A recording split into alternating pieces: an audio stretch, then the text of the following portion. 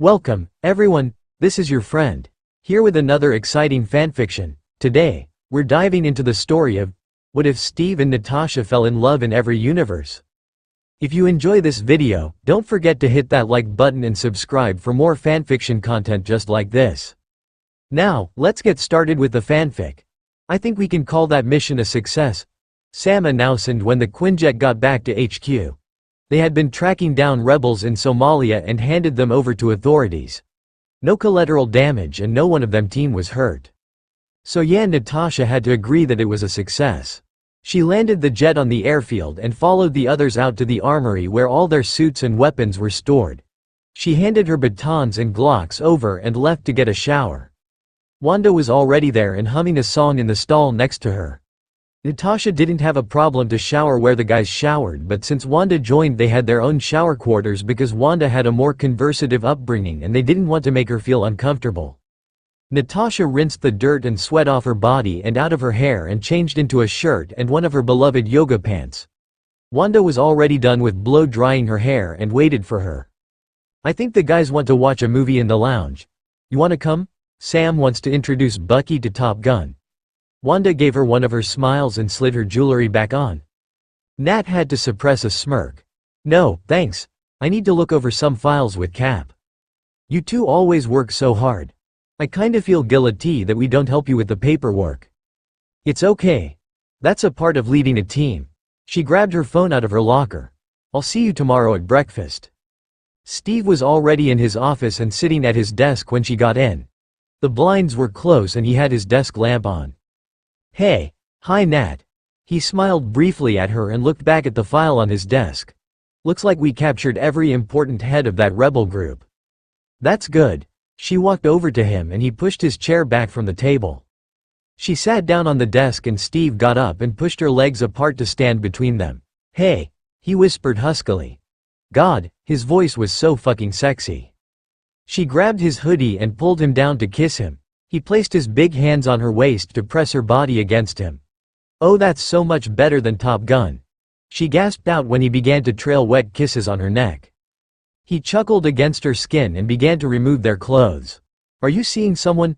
Rhodey asked her when they were on their way back to the Avengers compound after a meeting with General Talbot, who was bitchy because he had hoped to finally meet Captain America, but Steve tried to talk Tony out of recruiting Parker for the Avengers. That kid still went to high school. "Why? You asking me out?" Natasha laughed and pulled her blouse out of her skirt, but she still didn't feel any better. Why were suits so fucking uncomfortable? He shook his head in amusement. No, I have a friend who might be someone for you." She raised an eyebrow at him. She wasn't looking for anyone because she was already seeing Steve, but that was their little secret. "Really?" "Yeah. We served together. Great guy and good looking. Name's Josh Weiss." He pulled his phone out of his suit pocket. "You wanna see a pic?" She shook her head. "No thanks. I'm not looking for something right now. I already have enough on my plate babysitting you guys." She smirked at him. "I guess you do." He laughed and put his phone back into his pocket. "Let me know if you change your mind." "I won't," she thought to herself. She liked what she had with Steve way too much to look somewhere else. Back at the compound, Rhodey went to the gym and she left to get to her quarters. Every Avenger had their own apartment except Steve, who shared his with Bucky, which meant that they always met at her place. She entered her security code and let herself into her apartment. The smell of baked goods greeted her. She walked into her kitchen and Steve was there and putting dishes back into her cupboards. He turned around when he heard her high heels on the marble floor. "Hey." He beamed at her and her heart was fluttering in her chest. She walked over to him and pressed her lips against him. Steve returned her kiss hungrily and lifted her onto the kitchen counter. "How did it go with Tony?" He pushed her skirt up and growled when he saw that she was wearing stockings. She found out pretty early when they started this that he had a thing for stockings and garter belts, and she wore them often to drive him wild. He played with the lace of her stockings. Well, he dropped his idea of homeschooling him here, but he wants to have a summer camp for Peter. He even started to look for bunk beds online. "That's Tony." She rolled her eyes. "How did it go with Talbot?" She rolled her eyes again. "He was pissed that he had to meet with us peasants and not you, but we managed to get everything done." He brushed his fingers over the inside of her thighs and she sighed happily. "What's in the oven?" Her kitchen smelled amazing. Apple pie. But it's not done for another 30 minutes. He grinned at her and then sank to his knees and buried his head between her thighs. Oh, that felt so good. She was sure this Weiss guy couldn't compete with Steve's talented mouth. Tony wanted him and Bucky to test new training bots and they were punching their way through them in the gym. Natasha and Wanda left for a trip with Pepper yesterday to celebrate her engagement with Tony. Nat sent him a pretty hot picture of her in her bikini and he could confirm that she did not look terrible in them at all. He desperately wanted to ask her what they were. Were they just hooking up or could he call her his girl? He was so distressed that one bot got a hit on him and he fell to the ground. Bucky laughed. Captain America defeated by some robot. He clapped his thigh and told Friday to shut the simulation down. He got up and walked over to the bench and grabbed 2 water bottles and handed one to Bucky. Thanks, punk. They sat down on the bench and gulped the water down. They filled out Tony's question for the bot's evaluation on their Stark pads. Bucky was already done and looking at him. Hey, what's that on your neck? Huh? You got a mark on your neck. He looked at his reflection in the windows and could see a fading purple mark on his neck. Fuck. Nat left that there yesterday before she left with Wanda and Pepper. But he couldn't tell Bucky because they agreed to keep their thing between them. Well, Nat asked him to and he went along with it. One of the bots must have landed another hit. He lied and hoped that he was convincing. Didn't Nat tell him ages ago that he was a terrible liar? Bucky lifted an eyebrow at him. Is there something you want to tell me? Nope. He found his sneakers really interesting right now and stared at them. You know I can tell when you're lying, right? I'm not lying. Oh Stevie, we both know that's a hickey. Bucky grinned at him smugly. And I already have a suspicion who left it there. You're talking bullshit. He got up and threw his towel around his shoulders. Would Nat end things with him if word got out they were? Well, what were they exactly? They were having sex and he was in love with her. But did she feel the same or did she just want to have fun? Hey Cap. Sam jumped on the couch next to Wanda who smacked him with a pillow. Steve was sitting in an armchair and looking at Nat who was playing chess with Bucky at the table and from the tone of their voices they were both insulting each other in Russian but Bucky had this fond and amused look on his face that made Steve uneasy. Did Bucky like Natasha? Steve. Sam threw the pillow at him. Yeah? Have you already heard who's gonna move in? He furrowed his eyebrows. He had no idea what Sam was talking about. And no one was moving in without his approval or knowledge. What are you talking about? Sharon Carter is gonna live here. She's gonna be the CIA liaison. Weren't you crushing on her? Sam grinned at him. Sharon. Peggy's niece. The woman who he thought was just his neighbor and he tried to like her because he thought that Nat was with Clint. And then Clint suddenly had a wife and kids and the new Avengers moved into then Nat took his virginity and they had been sleeping together ever since. He glanced at Nat who was still concentrated on her game with Bucky but he knew that she was listening. The Black Widow never missed anything. I wasn't crushing on her, he huffed out and Wanda giggled. He suspected that she knew who he was really crushing on because of her powers. She was giving him these small and knowing smiles for 2 weeks now. You went to get coffee with her, Sam argued. Yeah, he did because Nat told him to call her and he pretty much did anything she told him to. The correct expression for that was whipped if he wasn't wrong. Yeah, and we'd talked about Peggy the whole time. He opened his book to signal that he was done with the top topic and when he looked briefly over to Nat he could see the corner of her mouth twitching up. And something told him that it just wasn't because she announced checkmate to Bucky. He and Nat were raiding a lab for a biohazard virus that a Hydra splinter group was developing. Tony and Buck were with them and dealing with the Hydra soldiers upstairs. I think that's it. Natasha pointed at some kind of glass showcase with a vial in it. We found it. He informed Tony and Bucky through the comms. Roger that. Bucky replied. Maybe it's sex pollen. Nat groaned. There's no such thing as sex pollen. She looked at him like, can you believe this guy? And he smiled at her. They still hadn't put a label on their relationship but Nat told him that she was only interested in him and that was enough for him for now. It had to be. He knew he should be happy that she even admitted that to him. Suddenly the glass burst and the vial was broken. Someone fired a shot at it. There's a sniper somewhere in the labs. Gas was surrounding him but he didn't feel anything. Maybe this virus was a bust and they came for nothing. Then there were choking noises and he looked at Natasha who sank to her knees and wrapped her hands around her throat. She stared at him with big eyes and he felt hot and cold at once. "Natasha?" He picked her up and ran to get her out of that lab.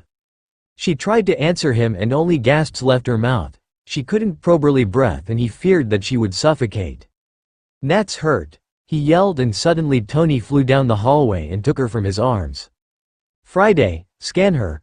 Her airways are swallowing and her lungs are filling with fluids. Oh God, both could kill her." Tony took with Nat off to get to the Quinjet where they had medical supplies.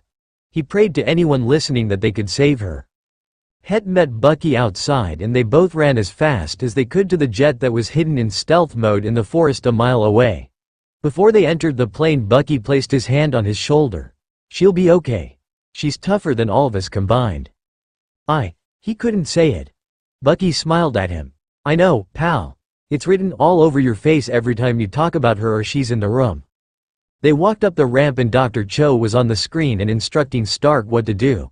Natasha was out but stable for now and they flew her to the next hospital where she was treated. She would fully recover and he thanked Thor and every other deity for it. He didn't know what he would do if he lost her. She hadn't been this close to death in ages and it changed something in her. Wasn't that what near-death experiences did to people? They changed their diet, made up with someone or quit their job to chase after some dream. Well, she wanted to do something she never did before. And it was the scariest thing she would ever do.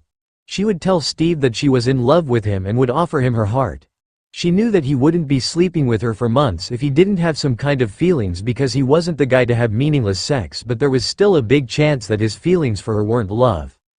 She got discharged from the hospital and was back at the compound. It had been quiet for the last 2 weeks and they didn't need to assemble. She tried to use that break for ways to confess her love, but everything she came up with was either way over the top or just dumb. And there was still her fear of reaction. She ran a few miles on the treadmill and came to the common kitchen to make herself a smoothie. Steve was already there and eating sandwiches. The amount of food both he and James ate each day was insane. "Hi." He beamed at her and put the rest of his sandwich down. He had mustard on his chin and she walked over and wiped his off his face. He looked confused and then smiled when he realized what she was doing. "Thanks, Nat." He looked around and then sucked her finger into his mouth to lick the mustard off. God, he was so sexy, and cute, and funny, and kind, and stubborn, and smart, and so sweet and good to her. "I love you." It just slipped out. That was not how she wanted to say it. Fuck. Steve looked surprised and she tried to get ready for his rejection. But then his whole face lit up and he beamed at her. "Really?"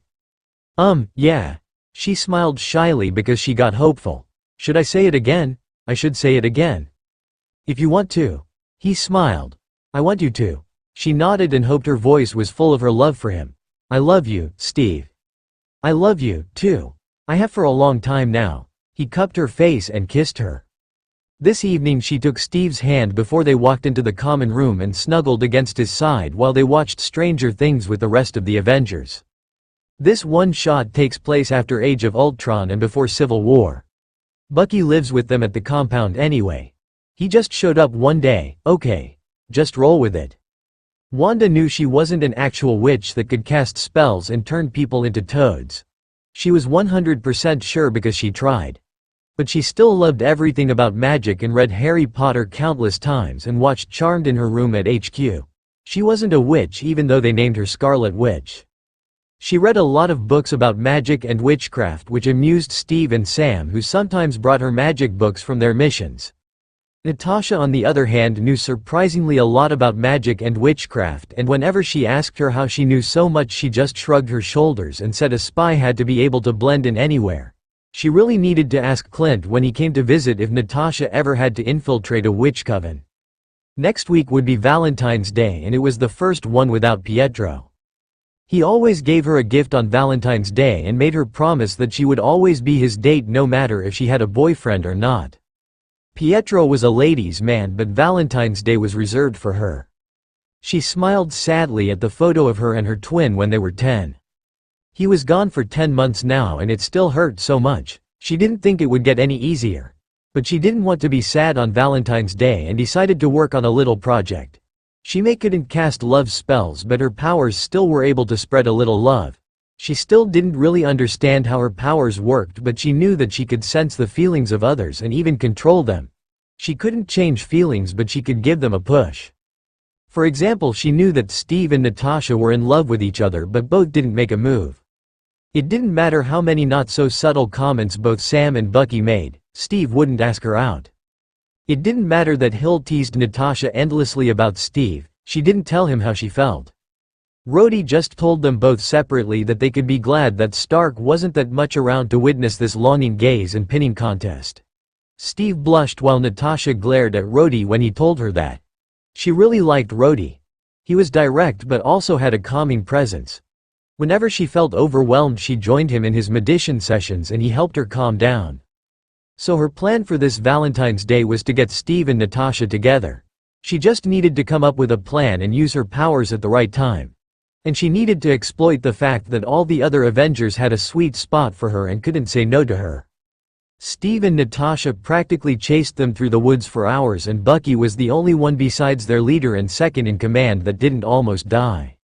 Sam and Rhodey almost didn't make it back to the compound.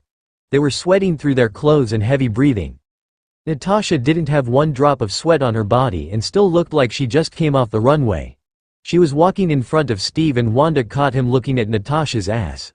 He blushed when he saw that he got caught and she just grinned at him. They all showered and then met in the common kitchen for breakfast. Steve was flipping pancakes while Bucky made coffee. Natasha was already sitting at the table and reading something on her tablet. She looked up and nodded at her when she walked into the kitchen. Sam and Rhodey came in not much later and they ate Steve's pancakes and talked about the movie they watched last night. Time to set her plan into motion. So, what are we gonna do on Valentine's Day? It's my first one in America. Sam smiled at her. Kid, those are for people who are dating. None of us are dating. She could see out of the corner of her eyes that Steve looked at Natasha during Sam's statement. She hid her smile behind her coffee mug. I know that, Sam. But wouldn't it be nice to celebrate it anyway? To show how much we appreciate each other? Dress up and have a nice dinner? Natasha looked at her like she knew what her actual plan was. She sometimes wondered if Natasha could read minds too. Rhodey shrugged his shoulders. Why not? As long as we don't invite Tony, or we'll have to spend the evening listening to him telling us how great he is. Bucky shoved the rest of his pancake into his mouth. I'm in. I look good in a suit. Steve sighed. If we don't get called in, we can have a little party. Nothing too fancy though, Wanda. She nodded and grinned. The plan was set in motion. Next, she needed Bucky's help. Steve gave them the afternoon off and she found Bucky in the library of the facility. She knew that he was trying to catch up on all the things he missed while he was the Winter Soldier. She liked Bucky. He reminded her of Pietro. Hey Bucky. He looked up from his book and put a bookmarker in it before closing it. What's up? She walked over to him and sat down on the other couch facing him. Can I ask you something? It's about Steve. He placed the book down. You can ask, but there's a chance I might not answer it. She knew how protective Bucky was of Steve, even though Steve was the stronger one of them now. She smiled briefly at him. It's nothing bad. Why does Steve not ask Natasha out on a date? Bucky laughed and threw his head back. That obvious, huh? Well, I can read minds. But he's not that subtle with his feelings. Every time Natasha walks into the room, Steve's whole face lights up. It's really cute. Bucky crooked his head to the side and mustered her. Wait, is that why you want us to have this Valentine's party? Yeah, she nodded. That's a reason, but I also really want us to have a nice evening. Okay. Back to your question. I think that Steve still feels like that little shrimp he was before the serum when no woman looked twice at him. He doesn't think that a woman like Natasha, who could have pretty much any man, would go for him. She lifted an eyebrow. Could have any man? Was Bucky interested in Nat? She watched enough CW to know that love triangles were a huge pain in the ass. Bucky seemed amused. I wouldn't say no if Natasha would make a move on me if Steve didn't have feelings for her. I'm just saying that girls as beautiful like her never saw how great Steve was and ignored him. I think he's scared that Nat's the same. She's not. She knew for a fact that Natasha was in love with Steve. I know. She isn't the only one that knows how to read people. So you're gonna help me? You got a plan? She nodded and leaned forward to tell him about it.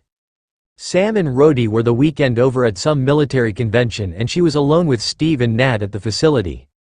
Bucky liked to drive around to explore the area and left around noon. She liked it that he always got her something from his trips. Like candy or something. She lost her brother and he lost his sister and they both found something in each other to fill that gap. She was about to walk around the corner to enter the long corridor when she saw that Natasha was standing on a ladder and fixing a light.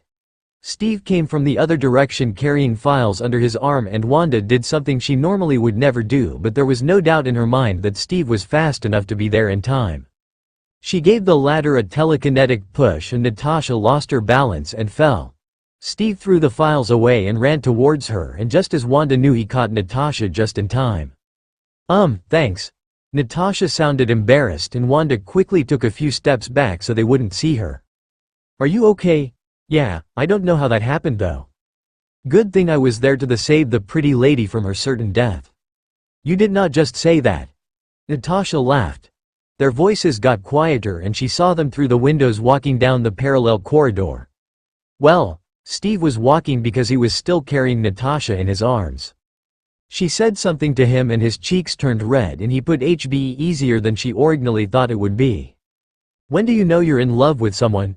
Natasha stopped eating her burger and looked at her with wide eyes. They were in the shopping mall that was close to HQ, and after spending a lot of money in the stores, they decided to get something to eat. Where's that coming from, Wanda? She looked at her wary. I was just wondering. I've never been in love before. That was true. Due to her powers she knew how romantic love felt and she had to realize she never felt that for someone before. And you come to me for that? Natasha actually sounded really surprised. You're my only female friend. She shrugged. Have you never been in love, Nat? Something flickered over Natasha's face and she was tempted to use her powers to find out what it was, but it felt like it would be an intrusion. She was about to cross enough boundaries in the next days. I don't know, Natasha finally said. Was she lying or was she really not aware that she was in love with Steve? You don't know? Natasha observed the people behind Wanda and then looked at her with a hint of sadness in her eyes. It's not like I grew up in an environment that encouraged those feelings. I was not made for this stuff. You should ask Sam or Rhodey. They've had healthy relationships. I'm sure they can answer your question. She seemed uncomfortable and Wanda was quick to change the topic. Maybe it wouldn't be that easy after all. Natasha was a tough nut to crack. 2 nights before Valentine's Day she waited until she could be sure that Steve and Natasha were both asleep in their apartment in the private wing of HQ. She stood in front of their doors and let her energy enter their sleeping minds and gave them romantic dreams about each other. She didn't know what they were dreaming about, but she just made sure it showed them their deepest desire each other. She was kinda glad that she didn't know what they were dreaming because she didn't want to stumble into a sex dream or something. Bucky helped her by turning off the surveillance because she had no idea how to do that without frying the security system with her powers. The next morning only Steve showed up to their daily morning run, and when Steve asked Friday where Natasha was, the AI told them that she was still asleep. Steve seemed worried because she was an early riser, but Friday assured that her vitals were normal. Bucky came over to her. Must be one hell of a dream you gave her. Bucky whispered into her ear and grinned. What are you two talking about? Sam wanted to know. Why? Feeling unsecure, Wilson. Bucky smirked and joined Steve in their routine of running laps around them and yelling, "On your left," and "On your right." Usually Natasha would eventually elbow them in the ribs and bring them to fall, but she wasn't here today and so Sam and Rhodey had to endure their game. She was tempted to hit them with something, but despite Steve and Bucky having a soft spot for her, only Natasha could get away with punching them for some reason. Natasha joined them at the breakfast table and seemed absent. Nat, are you okay? Steve sat down next to her and looked at her with worry on his face. Huh? She looked up from her plate. Yeah, just slept longer today. Had a nice dream? Bucky asked, and Wanda really wanted to kick his shin under the table, but he was too far away. They were trying to be subtle here. Natasha looked like someone slapped her. It was one of those dreams that are really great but you know they will never come true, she said with sadness in her voice. I know what you mean, Steve mumbled under his breath. Crap, that was so not how she had pictured it. Today was Valentine's Day and Steve and Natasha were in a meeting with General Talbot and the Secretary of Defense.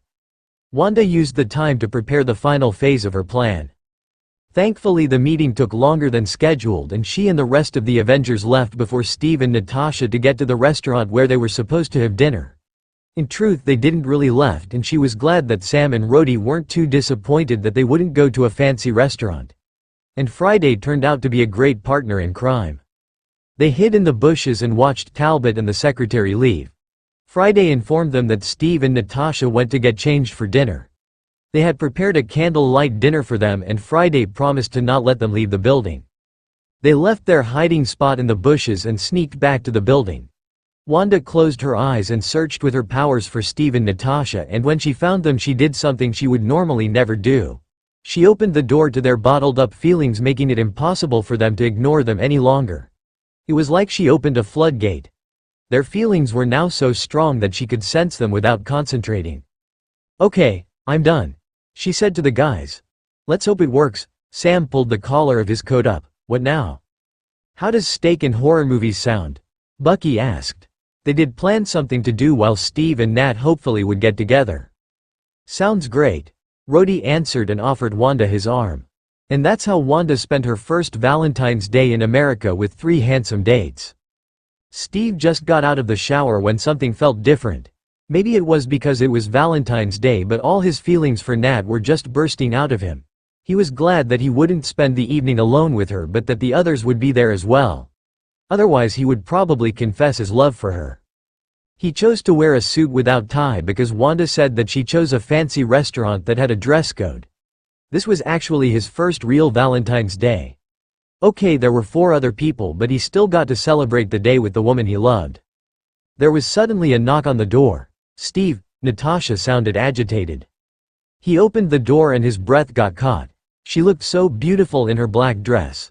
"Wow, you look amazing." His heart was pounding so hard that he was afraid she could hear it. "We're locked in," she said with anger in her voice. "What? We can't get out. Friday won't let us."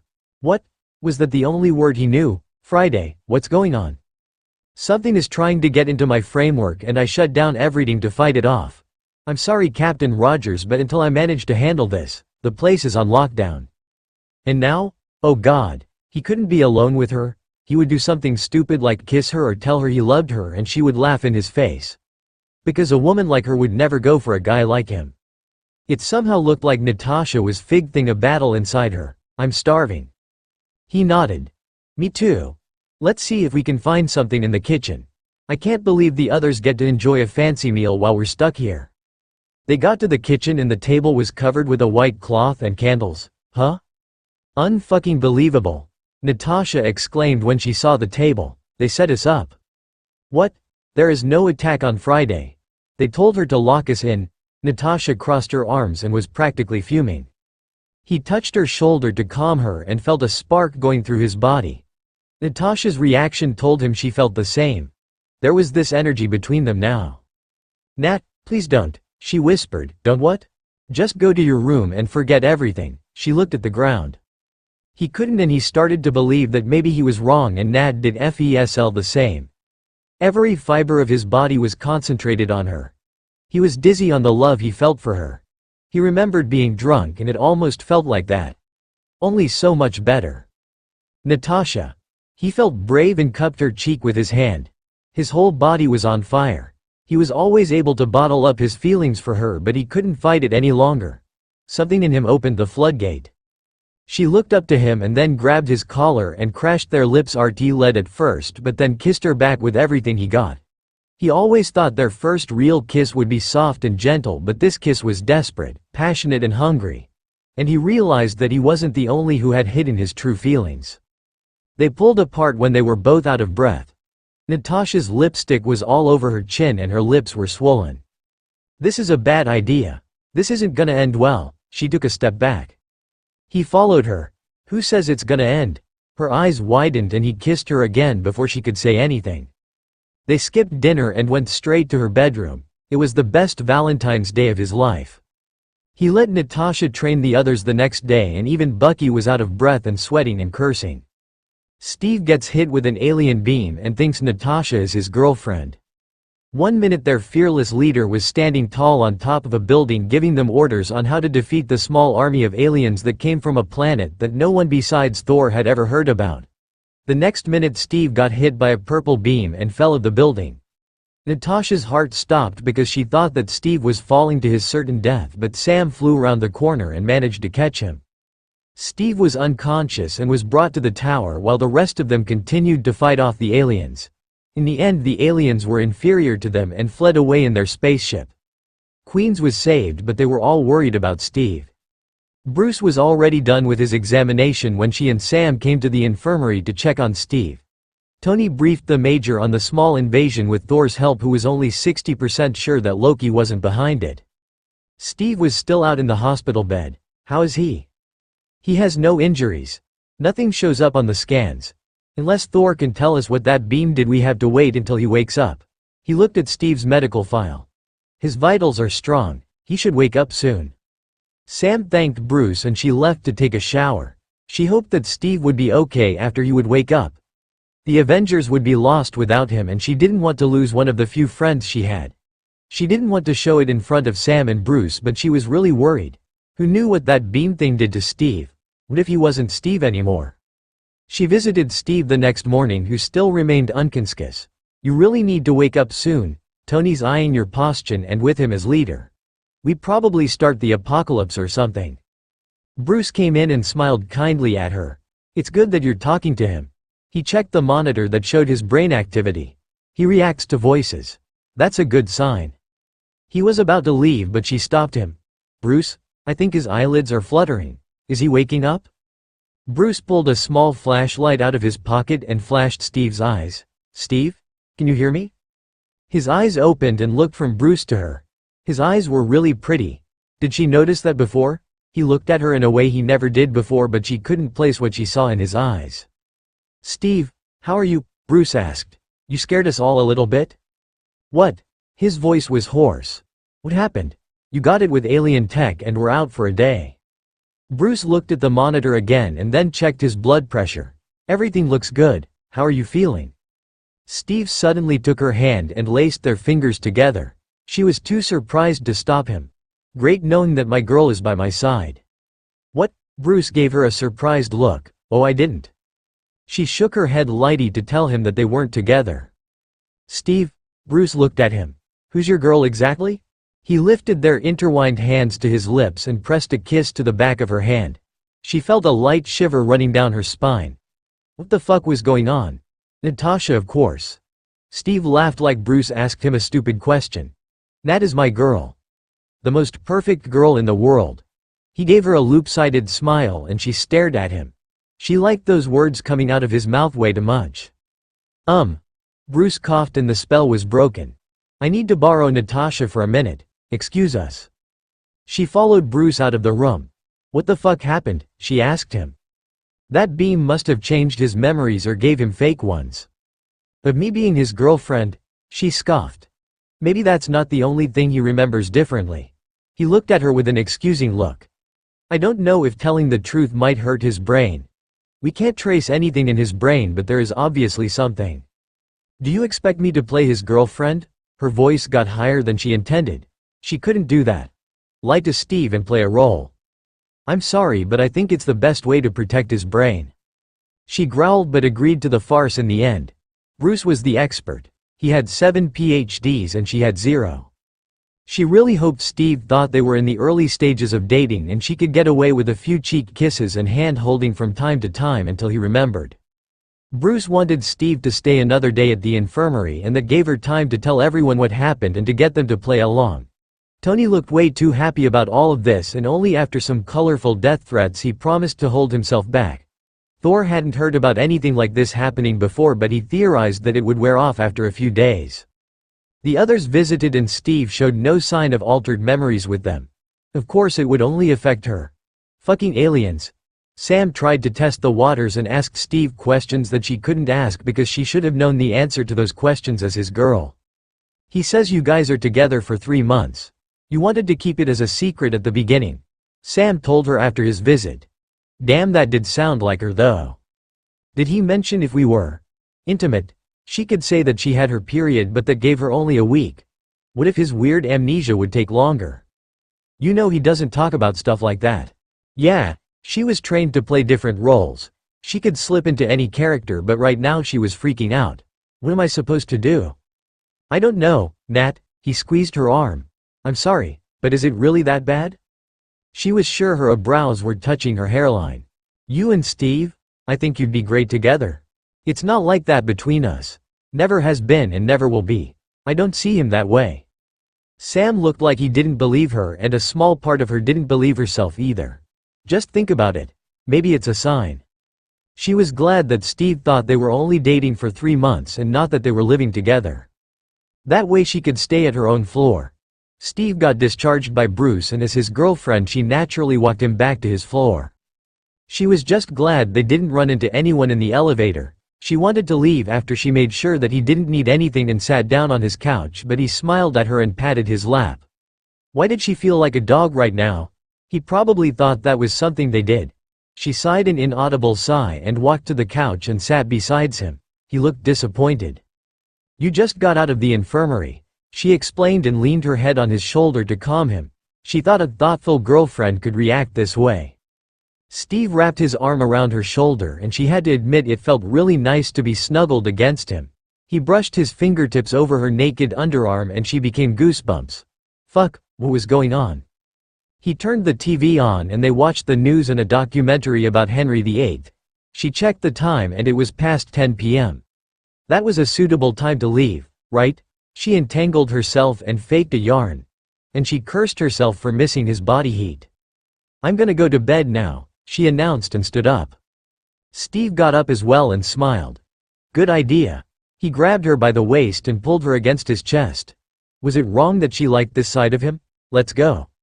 She was staring at his lips so it took her brain a moment to grasp what he just said. Wait, what? Did he mean together? As in having sex? Girlfriends have sex with their boyfriends, you moron. Steve was looking at her lips and leaning down to probably kiss her. He closed his eyes and got closer. Yup. He was definitely gonna kiss her. She was about to close her eyes but then she snapped out of it. She pulled away and Steve gave her a concerned look. You okay, doll? Her whole body melted at that nickname. Get it together, Romanoff. None of this is real. I'm on my period. She lied and hoped that sex was off the table. Okay. Do you need me to make yo? Of course he would be that kind of boyfriend who would take care of his girl when she was on her period. No, thank you. She forced a smile out. I just need some rest. I see you tomorrow. She left so fast she was surprised she didn't break the sound barrier. How was she supposed to pretend to be his girlfriend when she desperately tried to bury her feelings for him for ages? She was so royally fucked. Steve showed up the next morning at her doorstep with ingredients to make pancakes. She was still in her pajamas but Steve didn't seem to be bothered by that. Right, he probably thought he'd seen her in her pajamas before. He made pancakes in her kitchen and she watched him from the kitchen counter sipping on her coffee. They had breakfast before but never liked that. He sat down next to her at the kitchen counter with the finished pancakes. They are really good. She moaned between bites. She could get used to Steve making her pancakes every morning. He smiled at her. I'm glad you like them, doll. There was that nickname again. Steve suddenly leaned towards her and wiped something of her chin. He licked it off his thumb. Chocolate syrup. He was still leaning towards her and so close that she could feel his breath on her face. Okay, Romanoff. You should really lean back, like right now. But instead, because she was a fucking moron, she moved closer to him and Steve's gaze fell from her eyes to her lips and then back to her eyes. He closed his and cupped her face with one hand. And like already stated, she was a fucking moron and didn't pull away when he pressed his lips against hers. She just couldn't. It felt way too good. He kissed her softly like she was something special and she couldn't stop kissing him back. Why didn't they kiss before? They could have been doing this for years. He pulled away when they were both out of breath. They kissed for so long that her lungs were burning. He rested his forehead against hers and then kissed her again. This time deeper, and when his tongue licked over the seam of her lips she opened them to let him in. She grabbed the collar of his shirt and pressed him closer to her. She couldn't think about anything else besides Steve kissing her. Nothing else mattered. He pecked her lips and smiled at her. He whispered her name softly and she got chills all over. "Steve," she whispered back in a way she never heard her voice before. But then something changed and she could practically see how something snapped in Steve and he remembered again. "Oh God, I'm so sorry." He pushed her away and jumped off her kitchen chair. She tried to ignore the pang of rejection in her chest. "Steve, who am I to you?" He turned around and looked sad. "You're not my girlfriend. I am so sorry I pushed you into that role, Nat. I don't know what I was thinking. It made me think I had what I always want. It's not your fault." He tried to give her a smile but failed. "I'll get out of your hair. I'm sorry I kissed you. That was way out of line. You were just trying to help me." He was already out of the kitchen and probably already halfway out of her apartment when something snapped in her. She was afraid of what she felt for him and where it could possibly lead, but she knew that she wanted to keep kissing him. And she was the Black Widow, and the Black Widow was not afraid of anything. She ran out of her kitchen and he was already by her door. "Steve, wait." He turned around and she threw herself into his arms and kissed him. He tensed for a moment and she thought she made a horrible mistake, but then he kissed her back. He wrapped his arms around her and turned to press her against the door. "Really?" He smiled at her in the most beautiful way. "Really?" She pulled his head down and kissed him again. She should be happy that Steve finally went out with one of the women she tried to set him up with, but for some reason she wasn't. It was Friday night and she didn't know what to do. She zapped through the channels but nothing good was on. Normally she would do something with Steve, but he told her this morning at the Triskelion that he wouldn't make it because he asked Kristen out from statistics. She almost dropped her cup of coffee when he said that he was going on a date. She had been throwing names at him for months and every time he turned the woman down. She thought the same thing would happen with Kristen, but it didn't. He asked her out and like she knew she would, Kristen said yes. She should be happy that Steve finally went out with one of the women she tried to set him up with, but for some reason she wasn't. She was annoyed that she was sitting at home like some wallflower while Steve went out and was probably having the time of his life.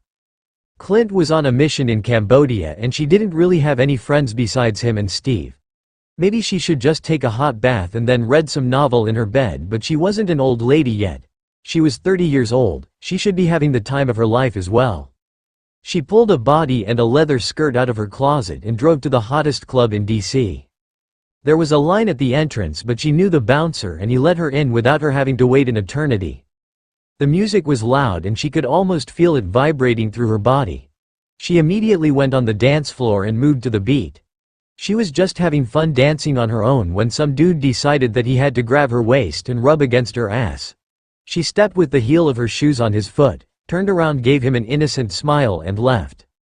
She went to the bar to order a vodka tonic when another guy thought he should try his chance with her.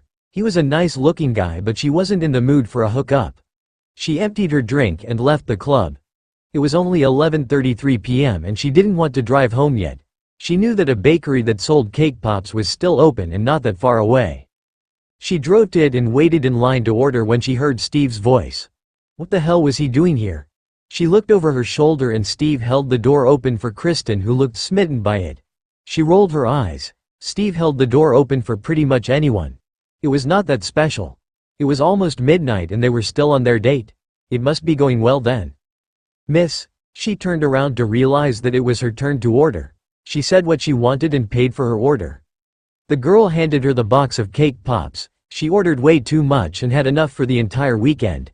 And she hoped that she could leave without Steve and Kristen noticing. She was already at the door when Steve called her name out in surprise. She turned around. "Hey, I didn't see you there." She lied and smiled at them. Kristen grabbed Steve's arm almost possessively. "Weird, Romanoff, what a surprise." "Yeah."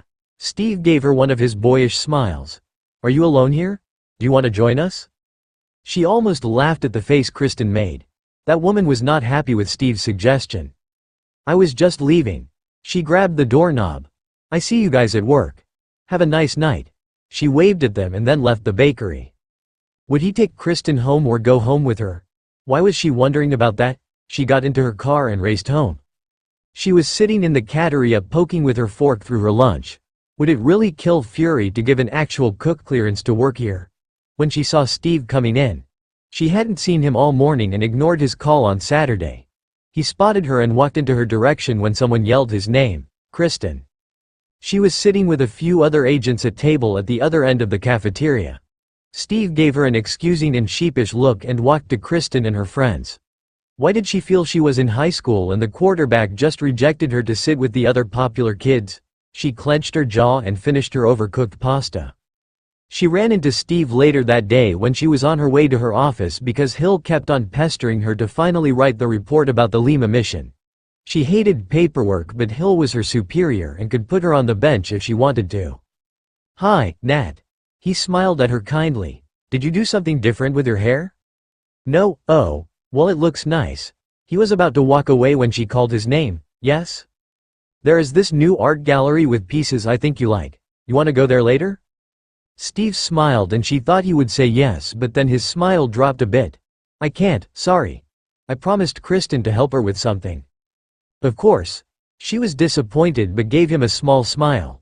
"Don't I know how to pick them? Have fun." She walked to her office before he could say anything else. Would Kristen take all his free time now? Probably. Why should he hang out with her if he could go on dates? Great, she managed to make another friend besides Clint, and then Steve dropped her to get some. As far as she knew, Steve went out on 2 more dates with Kristen during the week until they got called on a mission in Mongolia.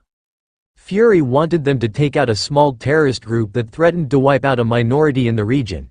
Steve hated kill missions, but he knew that they were sometimes necessary. They couldn't show up with a big team without drawing Russia's attention, and Fury wanted to avoid that at all costs. Captain America and Black Widow were more effective than an entire SWAT team. The terrorist group didn't have a lot of members, but an impressive amount of weapons of war that were most likely provided by Russia. They had taken out all members within 20 minutes and destroyed their arsenal.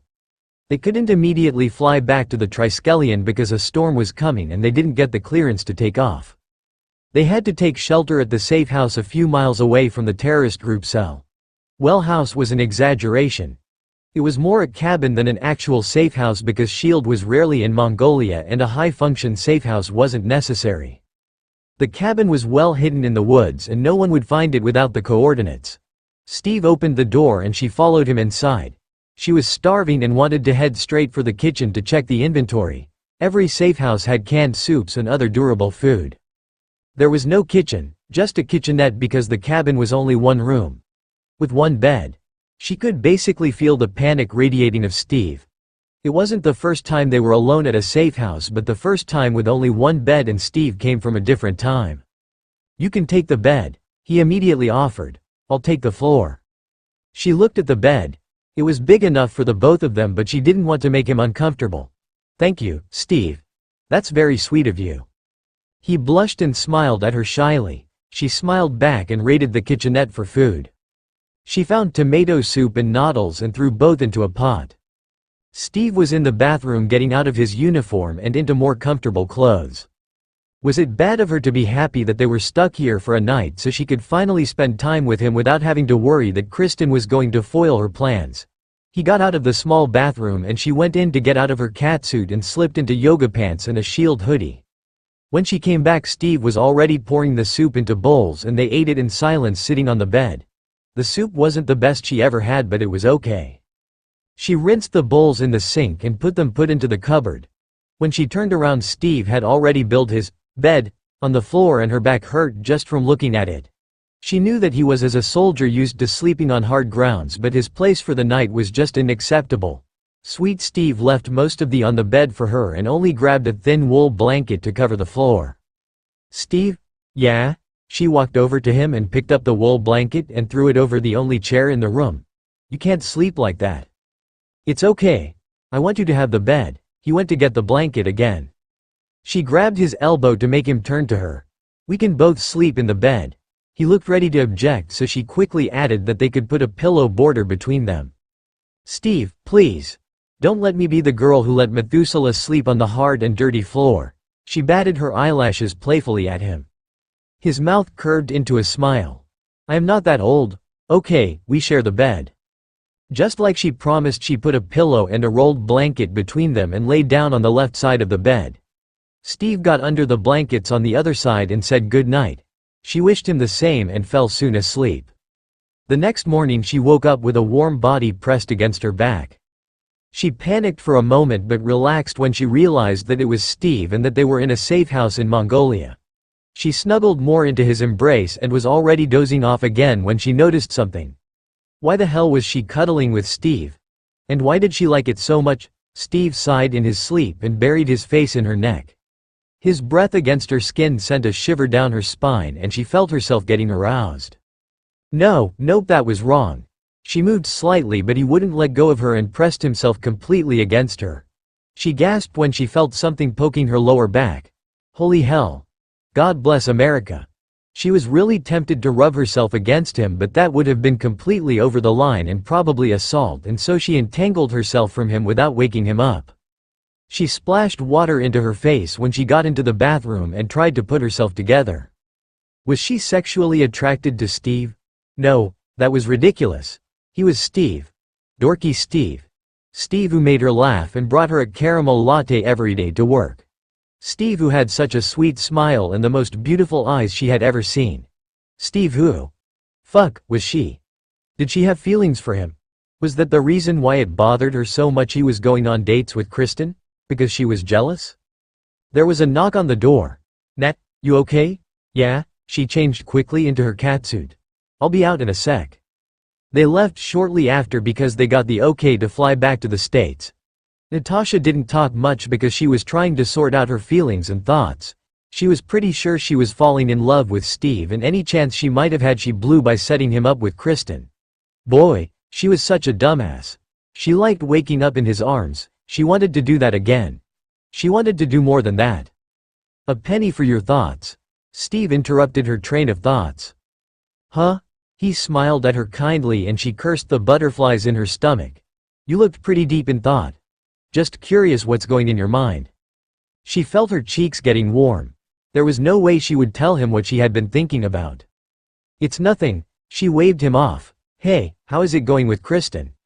She could swear that Steve grimaced for a second. She's nice. She felt a but coming. Please let there be a but.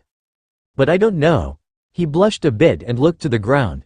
She's not the one I want to take on dates, and she seems to know that. There was another girl? Seriously? She had spent months looking for someone right for him and he already had someone in mind? Who is it? He blushed even harder. I'd hoped she would have found it out on her own. What the fuck was that supposed to mean? Tell me her name and I set you two up. Why did she just say that? She didn't want Steve to date another girl. She wanted him to take her to her favorite bakery and share a box of cake pops and then take him home. He sighed and played around with his seatbelt. I only went out with Kristen because I realized the girl I want doesn't want me, or she wouldn't try to set me up with every girl in S.H.I.E.L.D. His face was now completely red. You never threw your name in the ring, Nat. Wait, what? Her eyes widened in surprise and her heart started racing. What? She whispered. I kept hoping that you would ask me out, but I realized that will never happen. So I thought I should try to go out with one of the girls you suggested. That was probably not fair to Kristen. He liked her too. She set the plane on autopilot and unbuckled her seatbelt. She got up and sat down on his lap. He looked up at her in surprise and she cupped his face. To be honest, I only recently realized that I like you more than just a friend, she admitted, and he beamed at her. She pressed her lips softly against his and he wrapped his arms around her waist and kissed her back. So does that mean you'll go out with me? He whispered against her lips. She laughed. What a dork. Yeah, I'll go on a date with you. She kissed him again and let Steve explore her mouth. Look, did she plan to have sex with Steve for the first time on the cot in the back of a S.H.I.E.L.D. Quinjet? No. Did she regret having sex with Steve for the first time on the cot of the back of a S.H.I.E.L.D. Quinjet? Hell no. And did she blush and giggle like a schoolgirl when Steve picked her up for their first date and told her she was the most beautiful woman he had ever seen? Maybe. On the flight to Siberia, Bucky helped Steve realize some things. Minor spoilers for Season 2 of Jessica Jones. They still had hours until they would land in Siberia to face off an army of winter soldiers. Steve didn't know what Zemo wanted with them, but it definitely wouldn't be something good. Facing whatever waited for them in Siberia would have been so much easier if the other Avengers would be with them. He hoped he and Bucky were enough to handle this mission. And then he had to deal with whatever happened to his friends. He felt a pang in his heart when he thought about Natasha. He should have taken her with them. He should have thrown her over his shoulder and ran with her to the Quinjet.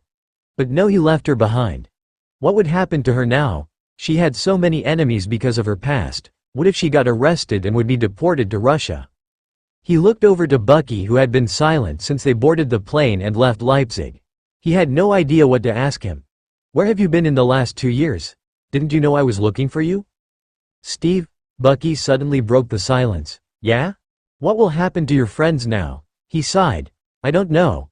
I'll deal with it. He didn't want Bucky to feel guilty about that. I don't know if I'm all of this worth. None of this was your fault. I know. But I still did it. They had been silent for some time and Steve's thoughts wandered back to Natasha. Would he ever see her again? Was she on the run now? He highly doubted that he could find her if she went into hiding. Bucky suddenly spoke up again. That redhead at the airport, what's her name? Steve was surprised at that but answered him nonetheless. Natascha Romanoff. Why did you kiss the blonde when you got that redhead? What? Where had that been coming from? God, he didn't even think about Sharon at all in the last hours. Why had he kissed her? He knew it was wrong the moment their lips touched. I saw how you looked at Natasha when you thought you had to fight her in that hangar. You looked like someone ripped your heart out. You didn't have that expression when you had to fight your other friends. It's not like that between her and me. He wanted it to be like that between him and Natasha, but he knew that she didn't feel the same. She was even the one who encouraged him to date Sharon, who turned out to be Peggy's niece, and that alone was fucking weird. He wouldn't be surprised if Peg would raise from the dead to punch him in the face. But you want it to be like that between you and her, Bucky stated with conviction. He was tempted to deny his feelings like he had done so many times when Sam asked him, but he couldn't lie to Bucky. He never could, and he didn't think he could start now. Yes, but it's one-sided. She doesn't see me that way. Bucky gave him a sympathetic look. She told you that? No, I just know. Bucky rolled his eyes. You just know? Who are you, Nostradamus? How do you want to know that if you never made a move on her, punk? I just know, okay.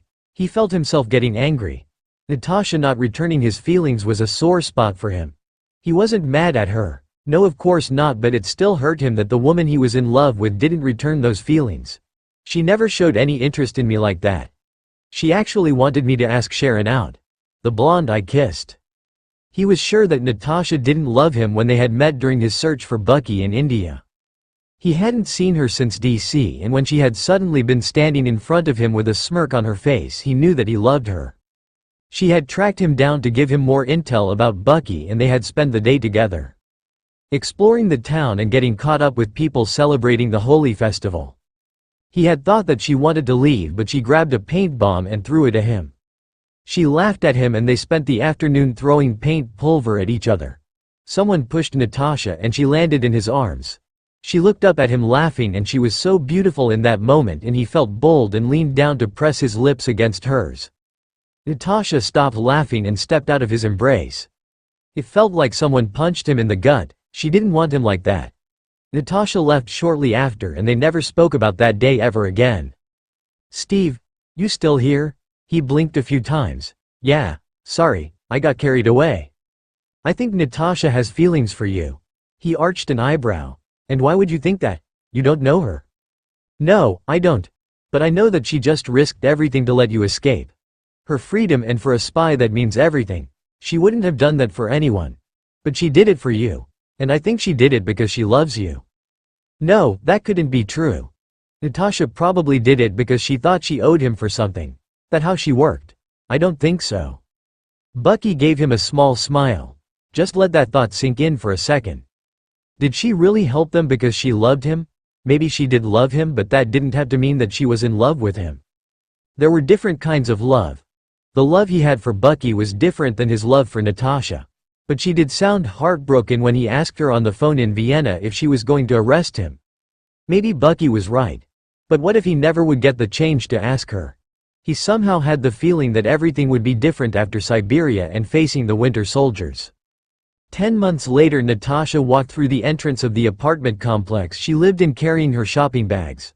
The supper Oscar was fixing the lights of the hallway, and his son Vito was playing on the floor with his toys. The kid saw her and waved. Hey Savannah. She smiled at him and checked her mailbox for mail, but of course it was empty. Not that anyone knew she was back in New York. She had dyed her hair blonde, put in brown contact lenses, and spoke with a southern accent. Hi Vito. She walked over to him and his dad. Her new persona Savannah was friendly to her neighbors. Not too friendly because she didn't want anyone to recognize her, but she didn't want to seem suspicious by ignoring everyone in the bootling. He held his toy up. She looked at it and realized that it was a Captain America action figure and tried not to show any emotion. She remembered how Steve was against of giving his likeness for the dolls but changed his mind when she told him that he would make a lot of kids happy and that he could donate the money he would get from the sales. "Do you know Captain America?" Vito suddenly asked her, and she thought for a second her cover was blown. Did a 10-year-old kid see through her? "What?" She laughed and hid her nervousness. "Do you know Captain America? Lots of people pretend that he doesn't exist anymore since he's now a war criminal or something," Vito said, and played with Little Cap's shield. She knew from her one visit to Tony that he now had the shield and she was too afraid to ask why he had it. "I still think Captain America is a hero. I hope he comes back. He's my favorite Avenger," Vito announced. She smiled at him again. "Well, I never met him, but he's my favorite Avenger too." Only the first part of that sentence had been a lie. Oscar was done with the lights and came down from his ladder. "You want to join us for dinner, Savannah?" He was a nice and attractive man, but he wasn't the one she wanted to have dinner with. "Thanks for the invite, but I have already plans." She smiled briefly at him and walked to the elevator. She leaned against the door when she got into her apartment, trying to control her feelings. She did her best to not think about Steve, but seeing Vito with his Captain America action figure didn't exactly help. She missed him so much even though she had no right. It took her some time to admit it to herself, but she was in love with him and his absence in her life was almost painful for her. She didn't know where he was. All she knew was that he had sent Tony a burner phone. She wondered if they were together now somewhere. It was like someone punched her in the gut when Sharon excitedly told her that Steve had kissed her when she contacted Sharon so she would help Steve break the others out of the raft. Of course, Steve would fall in love with a perfect girl like Sharon and not some broken assassin with an ugly past like her. A week later she ran into Vito and his dad again. The wall in the hallway needed new paint and Vito helped Oscar. She was with her back to the door when it opened because she was checking her mail. She only got catalogs and maybe she would buy herself some new clothes. And Vito was telling her a story about school. Funny how her only friend now was a 10-year-old kid. Vito suddenly stopped his story, and when she looked up from the catalog he was staring at something behind her with wide eyes. "Oh my God, that's Captain America." "What?" She heard a shush sound behind her and turned around. It really was Captain America and her heart skipped a beat. Steve's hair was longer and he was sporting a beard now, and holy fuck, he looked so fucking good with this look. "Hey," he whispered to her and gave her a small smile. How on earth was he here now? How did he find her? "Papa, that's Captain America," Vito muttered behind her under his breath. "Shish," she heard Oscar say. "I'm sure he doesn't want everyone to know that. Come." She heard footsteps and Vito asking his dad how Captain America knew Savannah. "Hi," she finally whispered back and didn't know what to do or to say. Why was he here? Did he have a mission for her? "Could we maybe go to your place before more people realize I'm here?" Steve asked and scratched the back of his head. She got out of her trance. Sure. They got to her apartment in silence and thankfully no one crossed their path. She hoped that Vito would keep his mouth shut. Ross was still out there wanting to arrest them. She unlocked her door and turned around to ask him how he found her when he was suddenly cupping her face and kissing her. Her eyes widened in surprise, but she kissed him back after a moment because his lips on hers was the most amazing thing she ever experienced. She stood up on her tiptoes and looped her arms around his neck to pull him closer to her. She had no idea why Steve was kissing her, but she didn't care as long as he kept kissing her. She heard the door close. Steve probably kicked it shut, and he wrapped his arms around her waist. No one had ever kissed her like this before. If she had to describe the perfect kiss, it would be this one. She licked over the seam of his lips and he opened them to let her tongue in. He was right, he didn't need Pratis. She sucked on his lower lip and he moaned softly into her mouth. She was such an idiot for claiming that everyone needed Pratis. He was a fucking natural. She never wanted to stop kissing him. His hand traveled to her ass and he slid his hand into her back pocket. He got probably shy and wasn't brave enough to grab her ass. Maybe he did need a little practice after all. She smiled into the kiss and was about to slide her hands down his back to his behind when something hit her. He did have practice. With Sharon. He was with Sharon. What the fuck were they doing? She pulled away from the kiss and Steve immediately followed her to kiss her again. She shook her head and took a step away from him.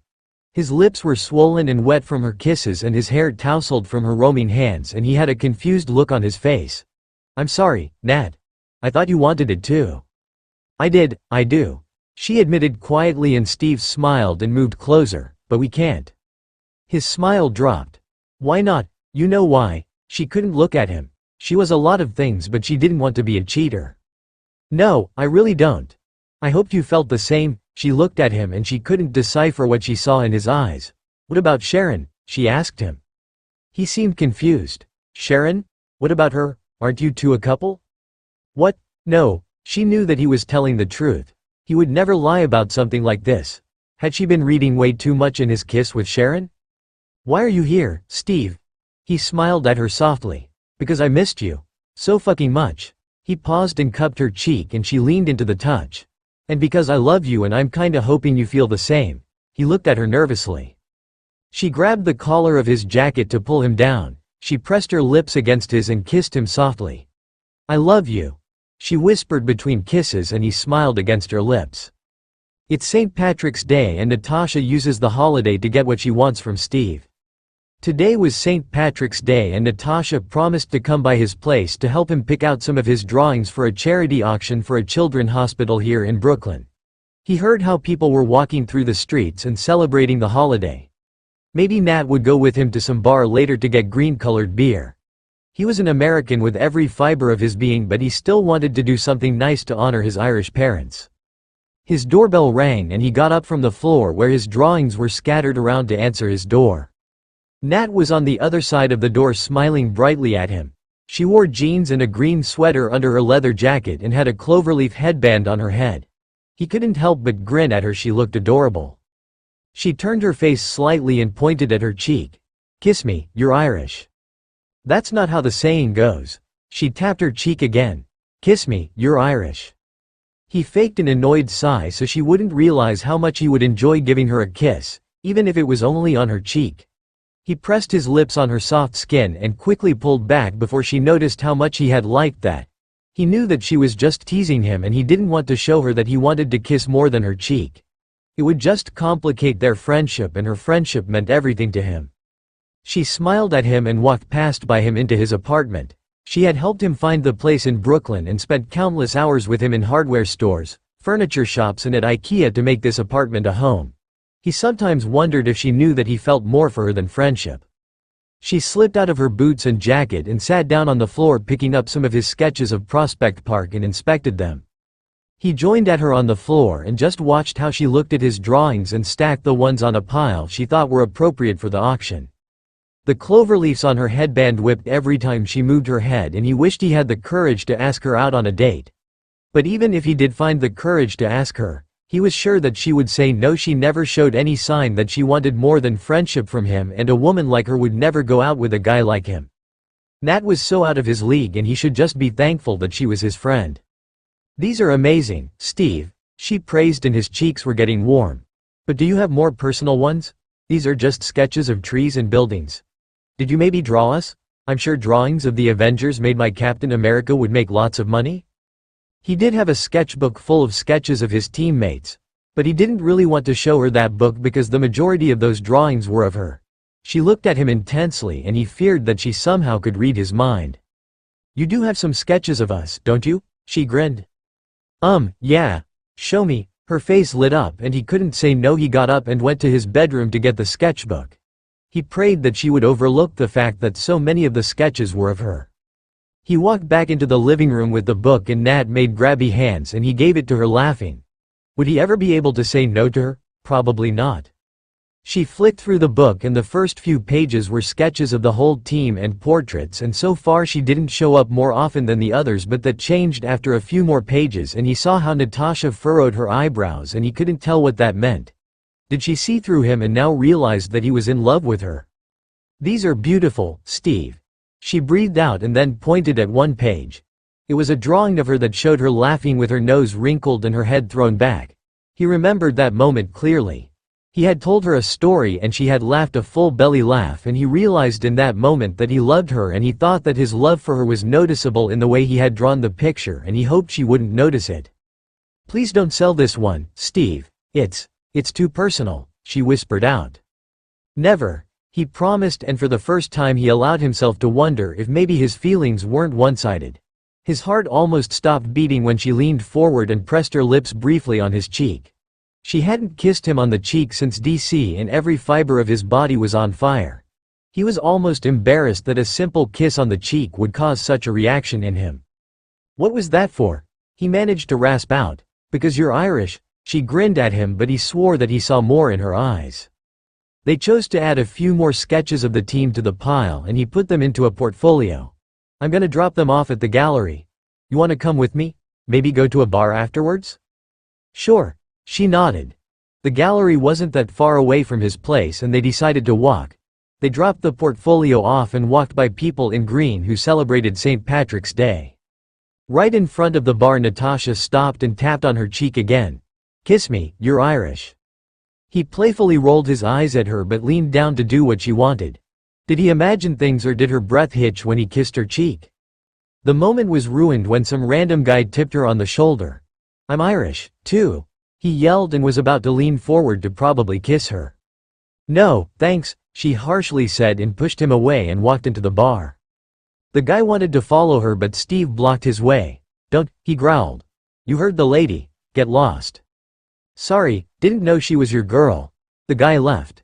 Steve almost yelled after him that Nat wasn't his girl, but she collected 3 cheek kisses from him today and didn't want that guy to kiss her. Probably because he was a stranger, he reminded himself. But maybe, just maybe, she wanted him to kiss her because she liked him more than just as a friend? Was that possible? He turned around and Nat was already at a table with 2 green beers. It looked like she rejected another guy who wanted her to kiss him. Steve decided in that moment to try something. If he would get rejected, he could just say it was St. Patrick's Day. He walked into the bar and slid into the booth to sit next to her. She seemed a bit surprised that he didn't choose to sit on the other side of the table, but she didn't tell him to sit somewhere else. "Kiss me, I'm Irish," he said, and tapped with his finger on his lips. Natasha grinned and leaned forward. "I thought you'd never ask," she whispered against his lips, and then gave him the best kiss of his life. Nat is the one who gives Steve and Sam their gear back. Tony would probably be pissed that she took a detour into the armory of the CIA base after talking to T'Challa, but she owed Steve one. She knew that Steve had contacted Sharon, which hurt Natasha, but Agent Carter couldn't sneak their gear out without raising Ross's suspicion.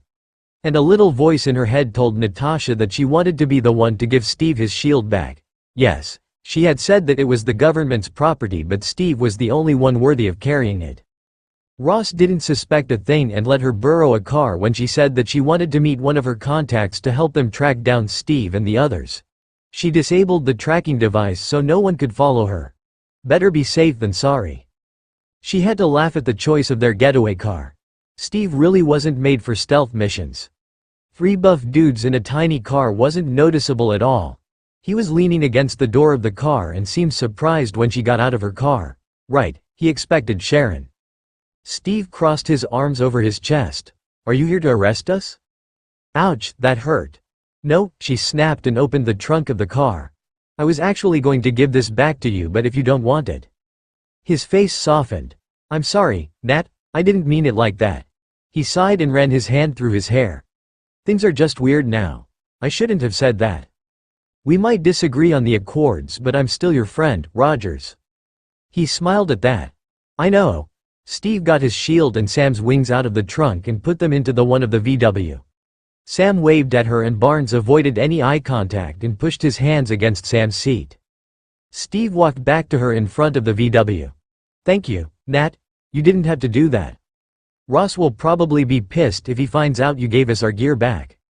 She just shrugged her shoulders. She had dealt with worse men than Ross. Steve pointed at her neck. "I'm sorry that the Bucky I know would never." She couldn't resist the urge to touch him and placed her hand on his arm. He was just wearing a t-shirt and her hand touched his skin. "Shush, it's okay. I know what he's going through. I know that he wasn't himself." Steve seemed relieved at that and nodded. "Thank you for understanding. I'm really sorry though." He seemed to think about something. There's still room for one more in the car. That offer surprised her more than anything that had happened in the last days, and she was really tempted to join them. I know I'm small, but I think you three have already taken up all the space. Steve looked disappointed but nodded. Okay.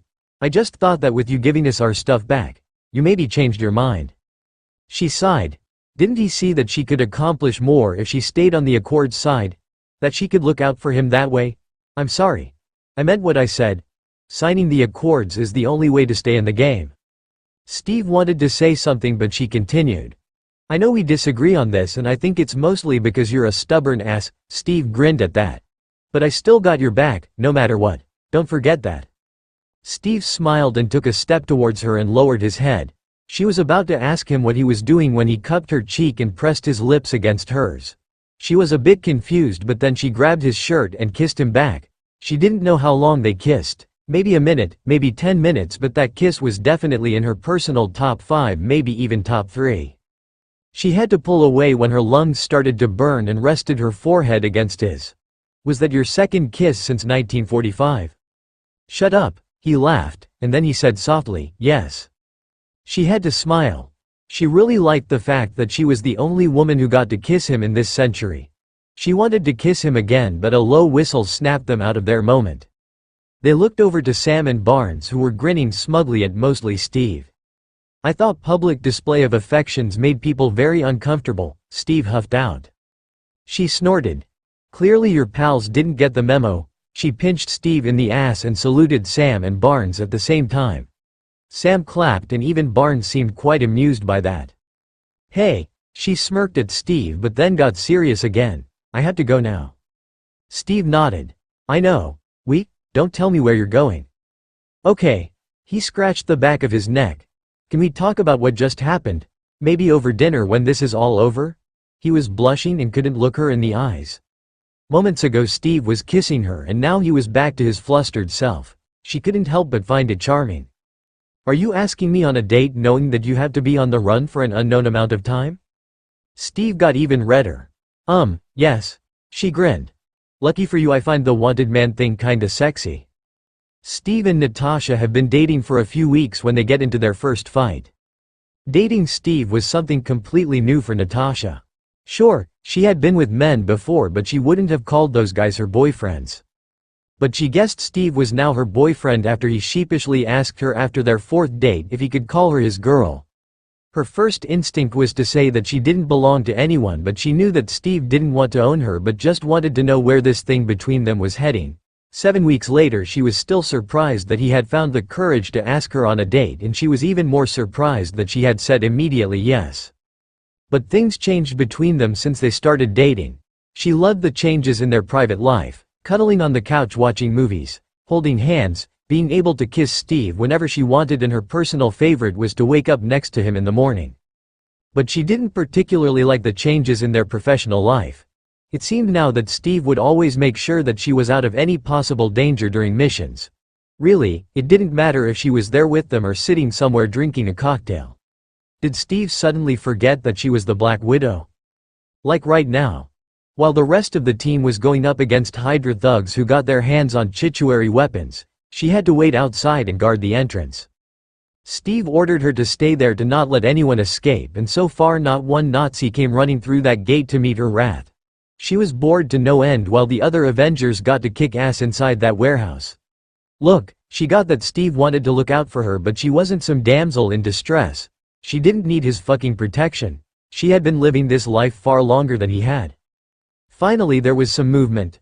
A car raced through the gate and she shot the tires to stop it while running towards it. 3 men got out of the car taking something with them and tried to get away by foot. She followed them into another warehouse. One man tried to get a jump on her, but she shot him as soon as she spotted him. 2 to go. She checked the first floor of the building, but the 2 other Hydra thugs were nowhere to be seen. She carefully walked up an old staircase and shot the second one before he could use his alien weapon on her. She had no idea why Steve wanted her to keep her out of danger. She was clearly crushing it.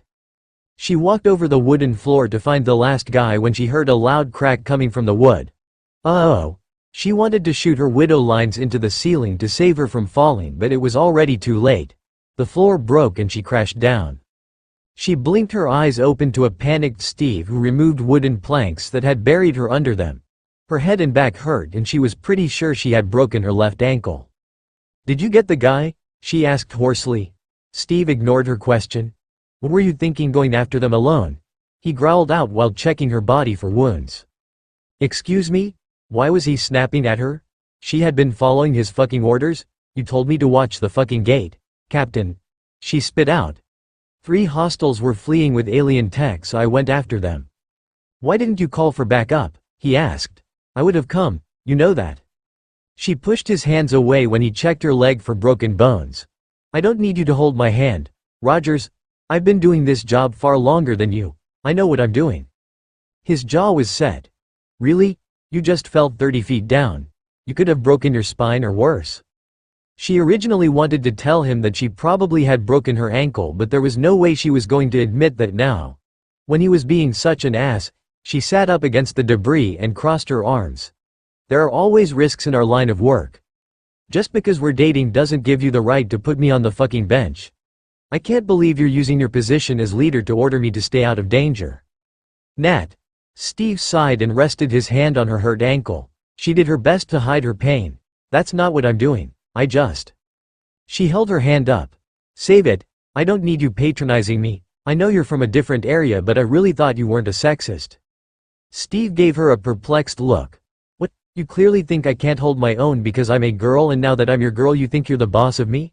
She didn't realize that she'd talked herself in rage. "Are you expecting me to wait for you at the tower with a home-cooked meal after you come back from a mission? Do your laundry and then spread my legs for you? Okay, that last part might have been a bit too much." Steve looked like someone slapped him. "What the fuck, Natasha? Do you really think that about me?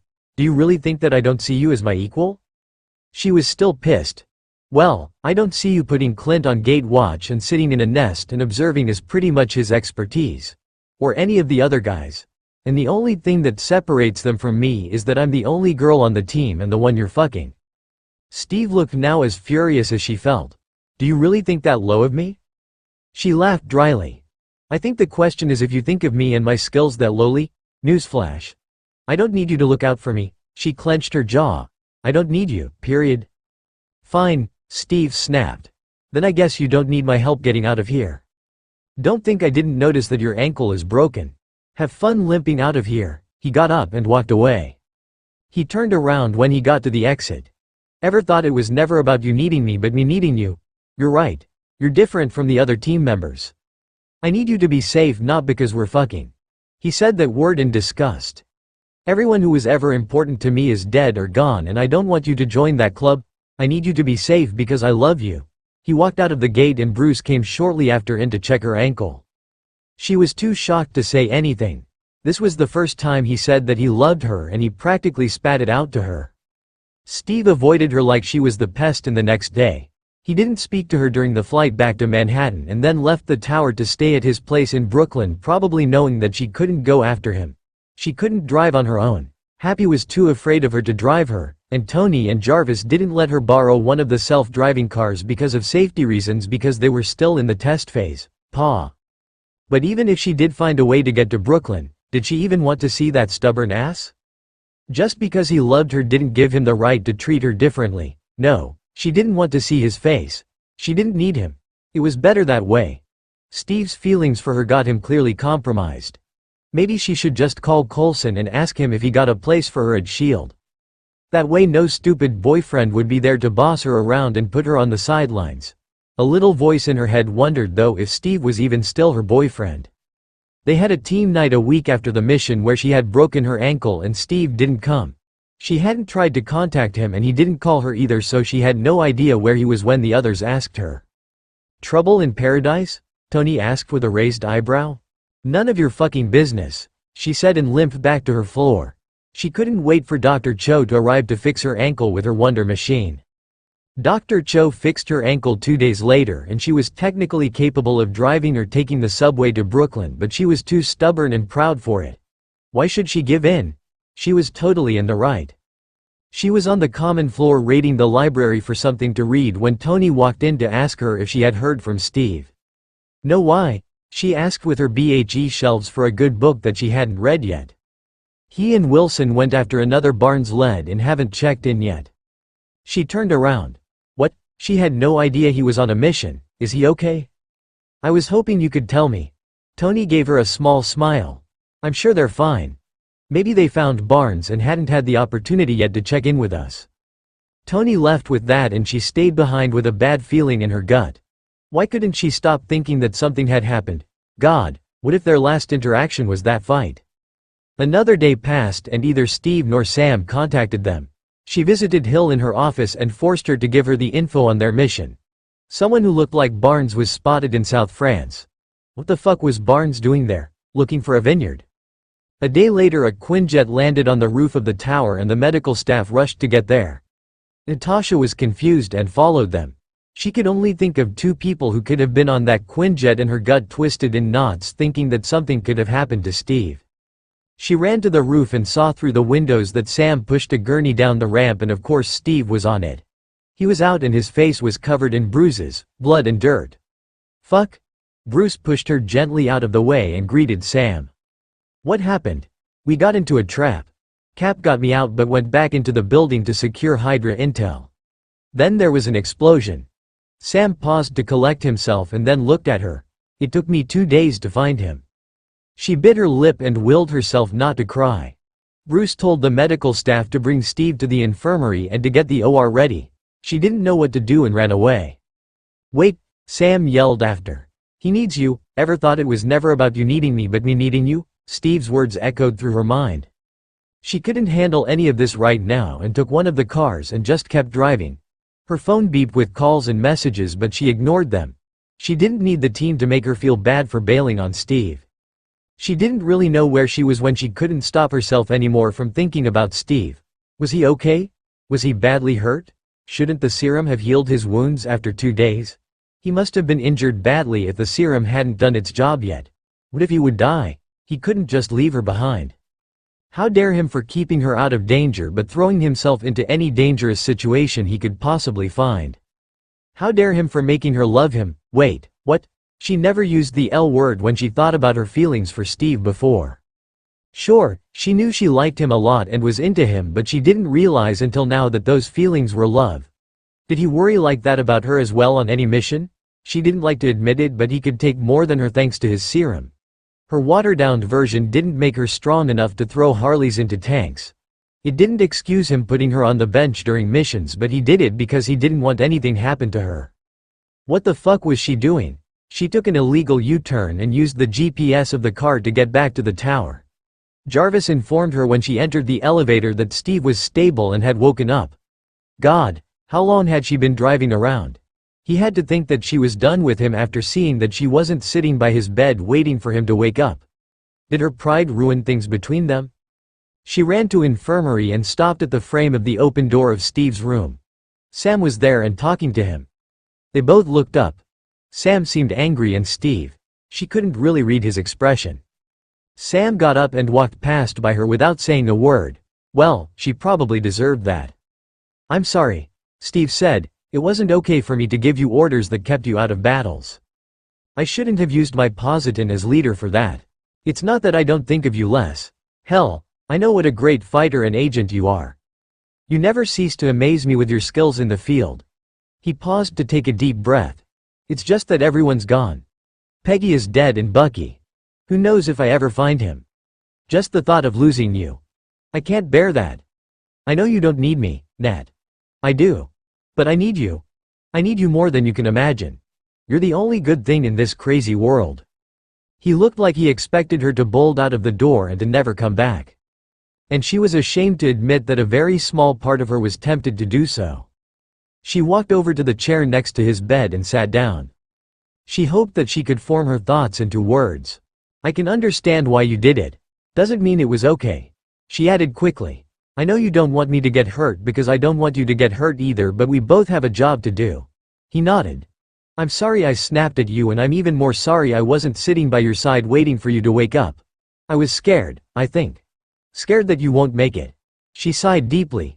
Truth is I do need you. I need you to stay alive because you idiot made me fall in love with you. Wow, Natasha, that had to be the worst love confession in the history of love confessions. Steve didn't seem to terribly mind though because his whole face lit up. So, you're in love with me? She rolled her eyes. I think I just said that. In that case I'm gonna let the part where you call me an idiot slide. He grinned and held his hand out. She took it and intertwined their fingers. I love you too, Natasha.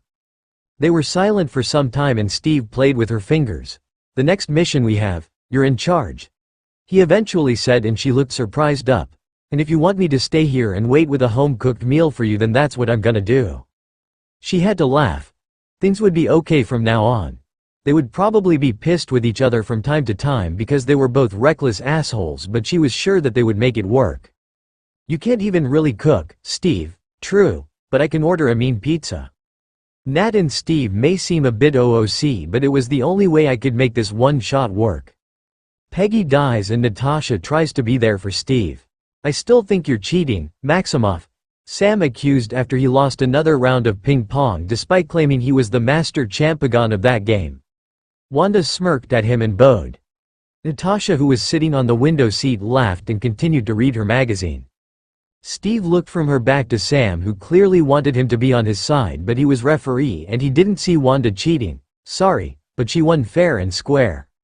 Sam pouted and begrudgingly got his wallet out to give Wanda her $50. Don't blow it all on candy, kid. Steve watched the scene in amusement and wanted to go over to join Natasha on her window seat. He had been trying for weeks now to find the courage to ask her out on a date. She was his best friend and he wasn't so sure if she felt more than friendship for him, and he didn't want to make things weird between them, but he just had to know if she wanted to date him. He was now in love with her for years and he needed to know if there was hope. He gave Sam a look and he left with Wanda the room. The kid probably knew with her powers what he was about to do since she gave him a knowing smile. He walked over to Nat when his phone beeped with a message. He was tempted to ignore it, but in their line of duty they couldn't ignore their phones. He opened the text message and his heart stopped. She's gone, in her sleep. He knew immediately who she was. Peggy. Peggy was dead. She was gone. The only person left from his original time was gone. Steve? He looked at Natasha. Everything okay? He shook his head and ran out of the room. He didn't know where he was going until he stopped on the staircase. Peggy was dead. It didn't matter that she had lived a long life. It wasn't fair that he only had a few visits with her after he got out of the ice. There was still so much that he didn't know about her, and now he would never hear her tell him those things. A small hand was suddenly on his shoulder and he turned around. Natasha was 3 steps above him and now taller than him. Steve, what's wrong? She asked softly. She's gone. He sighed out and he saw on her face that she knew who he was talking about. Oh, Steve. I am so sorry. She pulled him into a hug and he rested his head under her chin. She stroked his back and he enjoyed being in her arms. He didn't know how long they stood like this in the staircase, and if Natasha got tired she didn't say so and held him and let him cry quietly on her chest. He didn't notice how hard he clutched her until she made noises of discomfort. He needed her so much in that moment. His old world was completely gone with Peggy's death, and Nat had always been the only thing that made sense in this new world. Sorry, he released his hold of her, but she still had her hands on his arms. It's okay. She gave him a soft smile, and despite everything his heart fluttered at the sight, proving how strong his feelings were for her. Do you need anything, Steve? He wanted to hold her more. He wanted to kiss her and tell her he loved her before she would be gone as well. No, he said instead. I just want to be alone. She nodded and rubbed his arms. Okay. But now that you are not alone, Steve. We are all here for you. I'm here for you. She gave him one last nod and walked away. Steve stayed the rest of the day at his quarters and didn't join them for dinner. Natasha told the rest of the team about Peggy's death and they all wanted to help him. But how could you help someone who lost the last connection to their old life, and more importantly the woman they loved, without ever having the chance of a life together? Natasha knew what role Peggy had in Steve's life and she didn't think he would get over that loss. Sam helped her put the dishes away after dinner. You should go to him, Nat. He needs you. She shook her hand and put the forks back into the drawer. No, you're what he needs right now. You always know what to say to make people feel better. Now Sam was shaking his head. No, believe me. You're the only one who can comfort him right now. You're what he needs, Nat. He looked so convinced about it that she didn't want to disagree. She made a few sandwiches and took the plate with her to Steve's quarters. Natasha was a bit surprised that Friday just let her in, but that thought vanished when she found Steve in his bedroom. He was on his side laying on his bed and staring at the wall. She couldn't tell if he noticed her presence or not. She didn't really know what to do. She wasn't made to comfort others. It wasn't in her DNA, but she wanted to take away his pain. She hated to see him like this. He was hurting and there was nothing she could do to ease his grief. She put the plate with the sandwiches on the dresser next to her and walked over to Steve. What could she say to him? Was there even anything you could say to a guy who lost the love of his life? She hated herself for feeling jealous in that moment. This was not the time to think about her feelings for Steve. Steve's heart had already been taken and now it had died along with Peggy. Out of instinct she got out of her shoes and climbed onto his bed and spooned him. Steve tensed for a second, but then he grabbed her arm to hold her hand against his chest. She knew it was wrong, but she enjoyed holding Steve in her arms. She fell asleep and when she woke up it was dark outside. She checked Steve's clock on his nightstand and it was 3:21 a.m. They had been laying on this bed for over 7 hours. She raised her head to check if Steve was sleeping. He was, and she was tempted to go back to sleep, but it wasn't right to hold the man she loved in her arms when he was mourning the loss of the woman he had loved. She entangled her arms from his and snuck quietly out of his room. She put the sandwiches in the fridge and left him a note telling him where he would find them. He could eat them as breakfast. Her heart broke for Steve. She couldn't even imagine what he was going through. If Steve died. No, she couldn't think about something like that. Just the thought about losing him was too much. Peggy would be buried in London and her family asked him to be one of the coffin bearers. Of course he said yes. He wanted to honor Peggy and her legacy. Steve had hoped that Natasha would come with him, but Fury needed her for something and she left 3 days before he and Sam took a flight to London. Tony was already there and let them stay at his townhouse. He always forgot that Tony knew Peggy too and that she had watched him grow up. Guests from all over the world had already arrived and Steve left Tony and Sam to meet the other coffin bearers. Nephews and great cousins of Peggy. It hit him again that Peggy was truly gone. That she would never call him dramatic again and or ask him if he finally asked Natasha out on a date. He terribly missed her and the only solace that he could find was that Peggy was reunited with her husband. He had always seen in her eyes how much she had missed him when she had talked about Daniel. At least they were together again. After they set Peggy's coffin on the altar, he turned around to go to his seat in the first row. Sam and Tony were there and Tony was fighting with his tears. Tony had told him this morning that Peggy had talked some sense into Howard from time to time to be a better father to him. Steve still had a hard time wrapping his head around the fact that Howard had been a bad father. Tony's Howard sounded so different from the Howard he knew. He didn't recognize her at first with her black hat that covered most of her hair, but next to Tony sitting was Natasha. She gave him a small smile and he sat down next to her. He was surprised to see her here and so thankful that she knew that he needed her and that she managed to finish whatever Fury wanted from her. He took her hand and laced their fingers together. If she was surprised by it, she didn't show it and put their intertwined hands on her lap. He kept looking at their hands in her lap when Sam nudged him. He looked at him and he pointed to the, "No Sharon doing here." Sharon began her speech and looked at him when she revealed what connection she had to Peggy. They were family. Sharon was Peggy's niece. And despite that knowledge she flirted with him when she had been his neighbor. Was her connection to Peggy the reason why Fury ordered her to watch him? Had he been hoping that Steve would fall for Peggy's niece? He might have had a little crush on Kate back then, but now that only freaked him out. In another universe he could have been her uncle. Did Nat know about this, and still told him to ask Sharon out? He looked from Sharon to Nat, who didn't show any reaction. Did she or did she not know? The service was beautiful and a great tribute to the amazing and wonderful woman Peggy was. Steve stayed on the church bench after the service and Nat was still there holding his hand. "Steve? Did you know," he turned to look at her, "that she was her niece?" "I never knew her last name," Natasha answered, and he believed her. He didn't think she would lie about that to him. "I'm glad you're here." She squeezed his hand. "Me too. I didn't want you to be alone." They both knew that he hadn't been alone because of Tony and Sam, but it still meant the world to him that she was here to support him. She let go of his hand and kissed his cheek. "I'll give you some privacy to say goodbye to her." She left the church and he was alone with Peggy's coffin. He got up from the bench and walked over to her coffin to place his hand on the flag. Those would be his final words to her. He sighed and bid his farewell. Natasha had been gone for 3 weeks now and Steve was worried sick.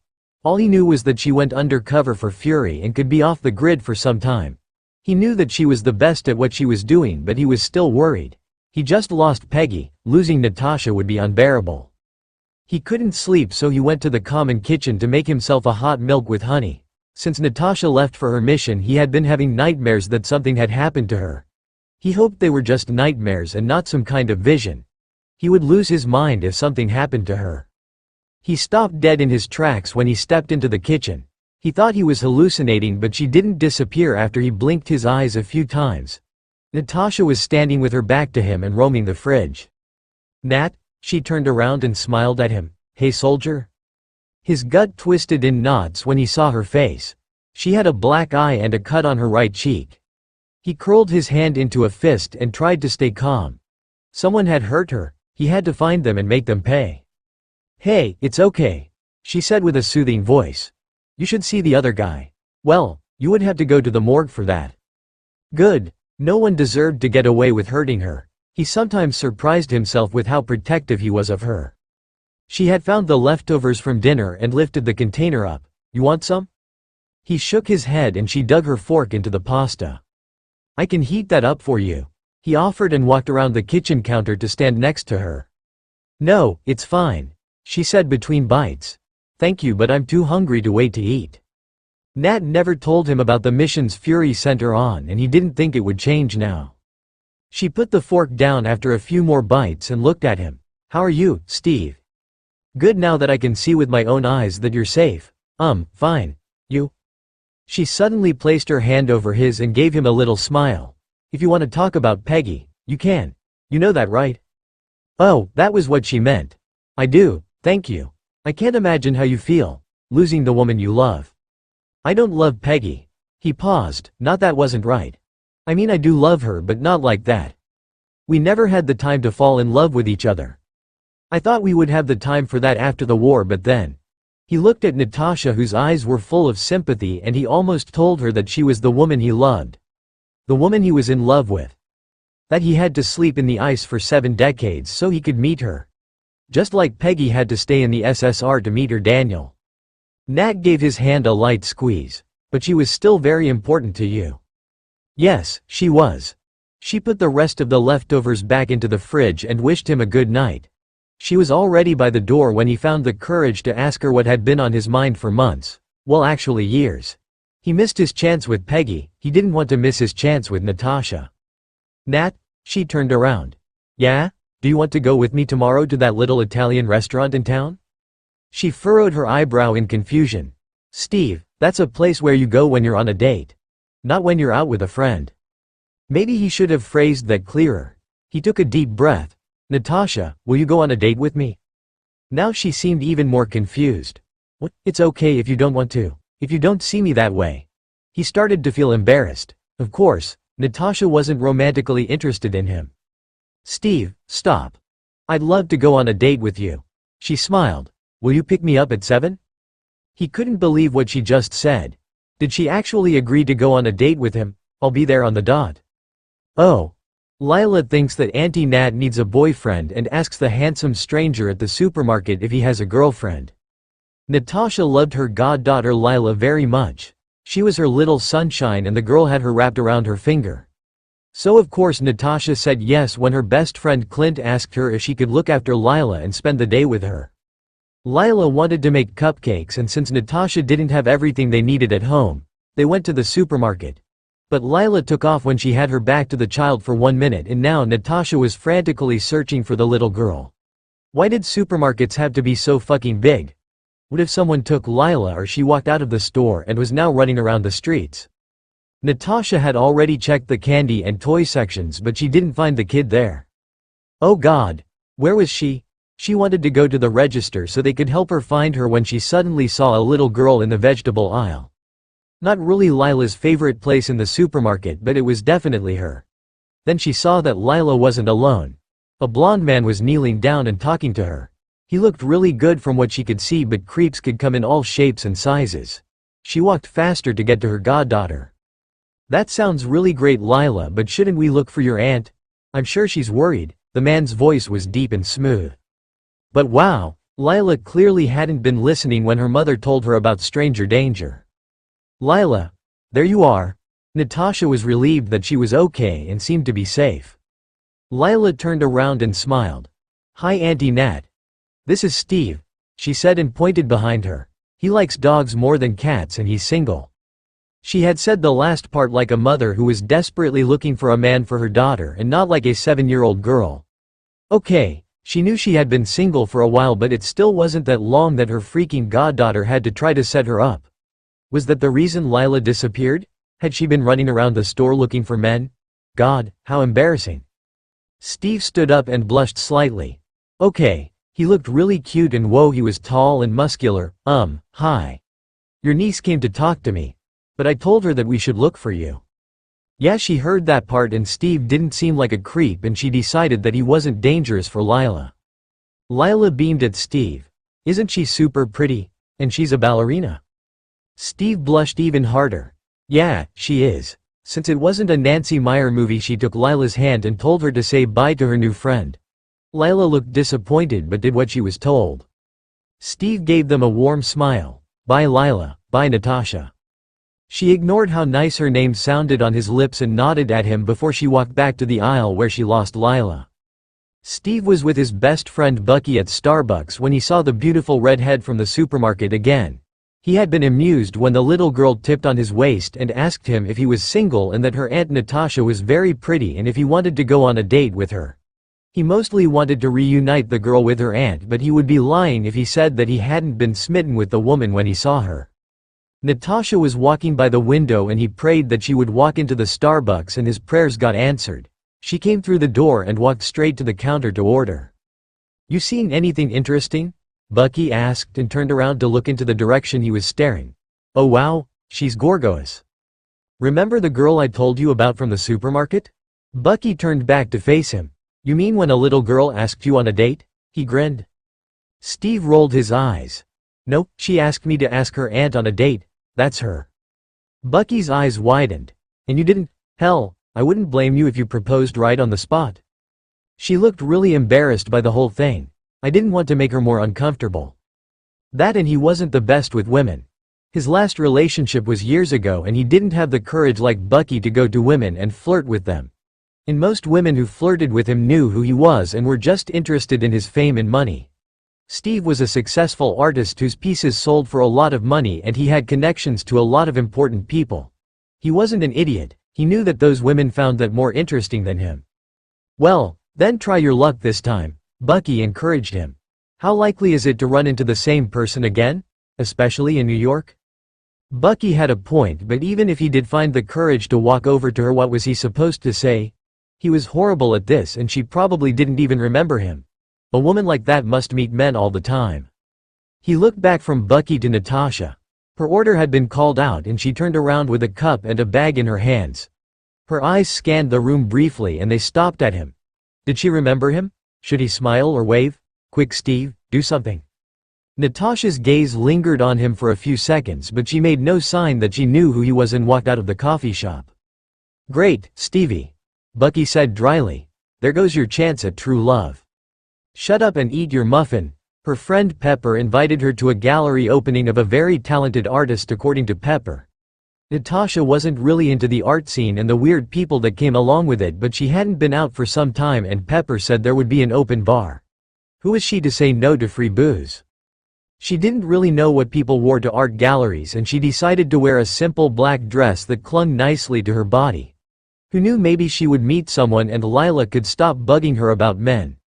Natasha started to think that Clint was behind the whole thing because really what 7-year-old thinks their aunt needs to date? Pepper picked her up with her fancy car and thanked her for coming with her since her husband Tony was out of town. I want to buy a few pieces and I need a second opinion. Natasha laughed. And you pick me for that? You know I have no clue about art. I can spot a Monet but that's it. But you have good taste, Nat. I think you'll really like Steve Rogers' pieces. He does paintings and sketches. He's a good friend of Tony. Have you two ever met? Steve Rogers? That name didn't ring any bell. Nope, I don't think so. Pepper nodded. Well, remind me to introduce you two. He's been traveling the world for a year and now back in town. I'm sure you get along. Didn't you say he was a friend of Tony? She liked Pepper's husband just fine and he made Pepper happy and that was what was important, but Tony sometimes infuriated Natasha to end. Pepper laughed at that. He's not like Tony, don't worry. Pepper parked the car and gave the valet her keys. Whoa, a lot of people were here. Pepper gave her a funny look. You're currently single, right? Oh no, please not Pepper too. Why? Steve is a great guy. Maybe you two hit it off. And with that Pepper linked their arms together and walked with her into the gallery. This was the second Steve someone tried to set her up with. Oh God, how many Steves were there in New York her loved ones could find?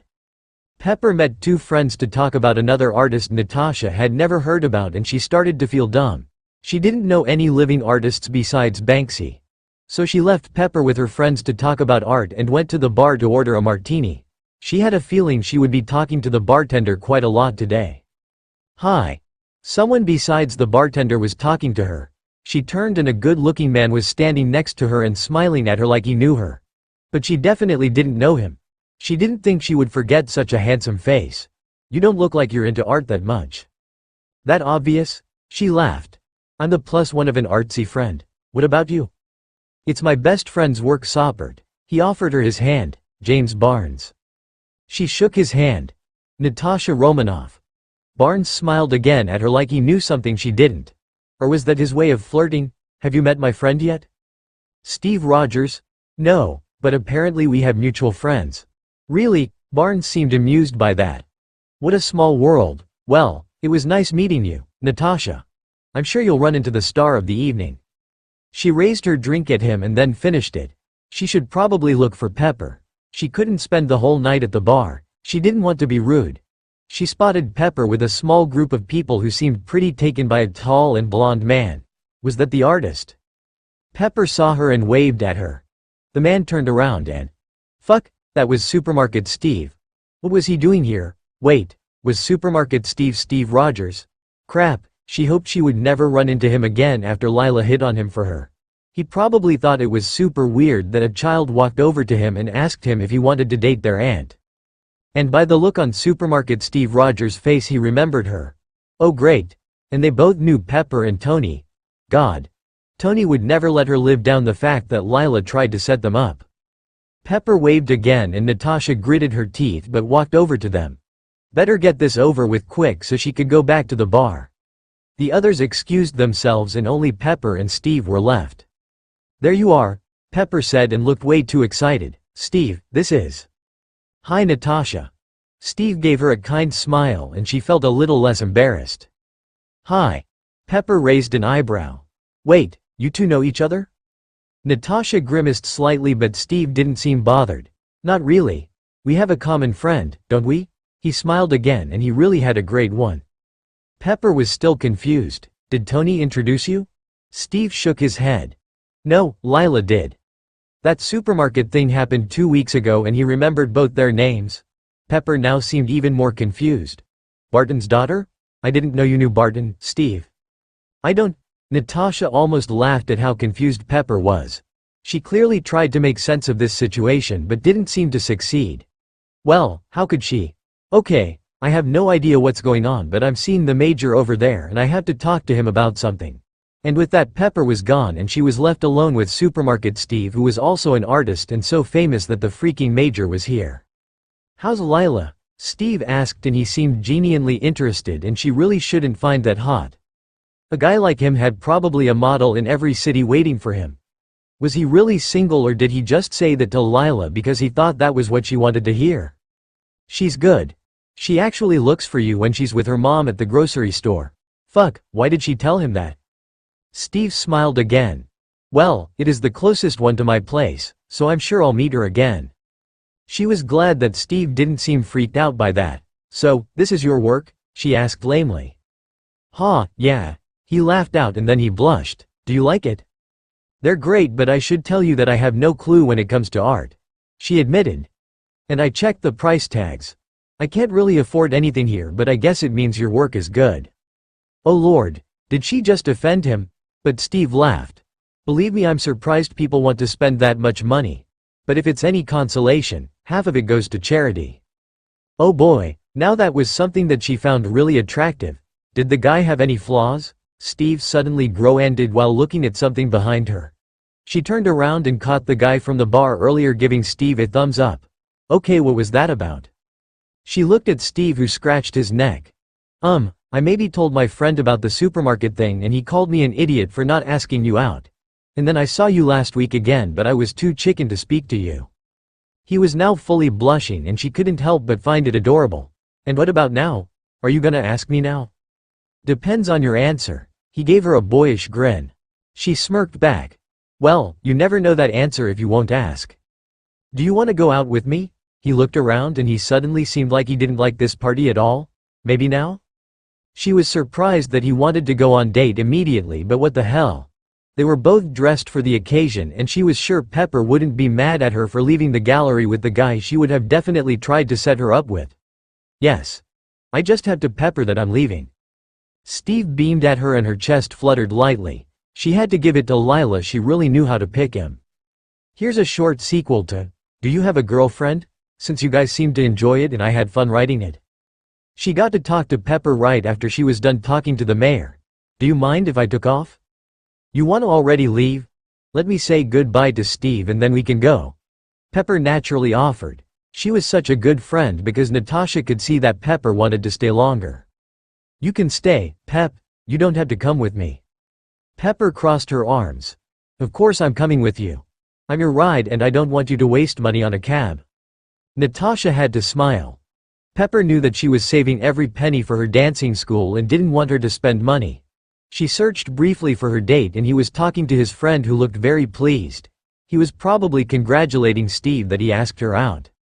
"That's sweet, but I kinda have a date," she admitted, and Pepper now had a familiar look on her face like Steve's buddy. "You kinda have a date?" she smirked. "With whom?" Natasha rolled her eyes. "With the artist himself, if you must know." "So you're getting a private display?" "We'll see." She laughed and gave Pepper a kiss on the cheek. Steve was already waiting for her at the front door and smiled brightly at her when she came to him. "So what do you want to do?" "I don't really know my way around Manhattan. I'm a Brooklyn guy through and through." She didn't think that any restaurants had open tables on a Saturday night and she decided to do something she never did with stranger before. "If you want, we can go to my place. Cook something." She rather go to her place than his. It made her feel safer. "I'd love to." He smiled and hailed a cab that brought them back to Brooklyn. They walked to the supermarket they met in 2 weeks ago and Natasha almost suspected Lila to be there, but it was already too later for her to be outside. They got everything for pasta Alfredo with chicken and Steve insisted to pay. She suddenly feared that a rich guy like Steve would find her small apartment shabby or something. Not that she was ashamed of it. She loved her 2-bedroom place, but Steve probably had a penthouse or something. "It's not the Ritz," she warned him before she unlocked the door and they stepped inside. Steve looked around. "You have a beautiful home, Natasha."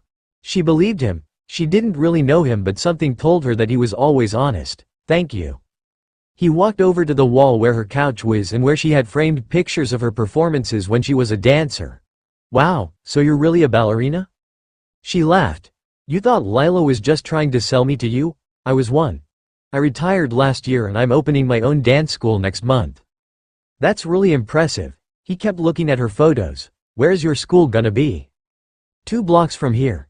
"You knew Jerry's gym?" Steve nodded. "He retired and sold it to me." She walked over to take the shopping bag with the groceries out of his hands. He was looking at the photo of her and Lila where she gave her ballet lessons. "So does your niece ask a lot of men for you out?" She knew that her cheeks were turning pink. "God, I hope not. I think you were the first." Steve gave her a warm smile. "Well, I'm glad she came up to me."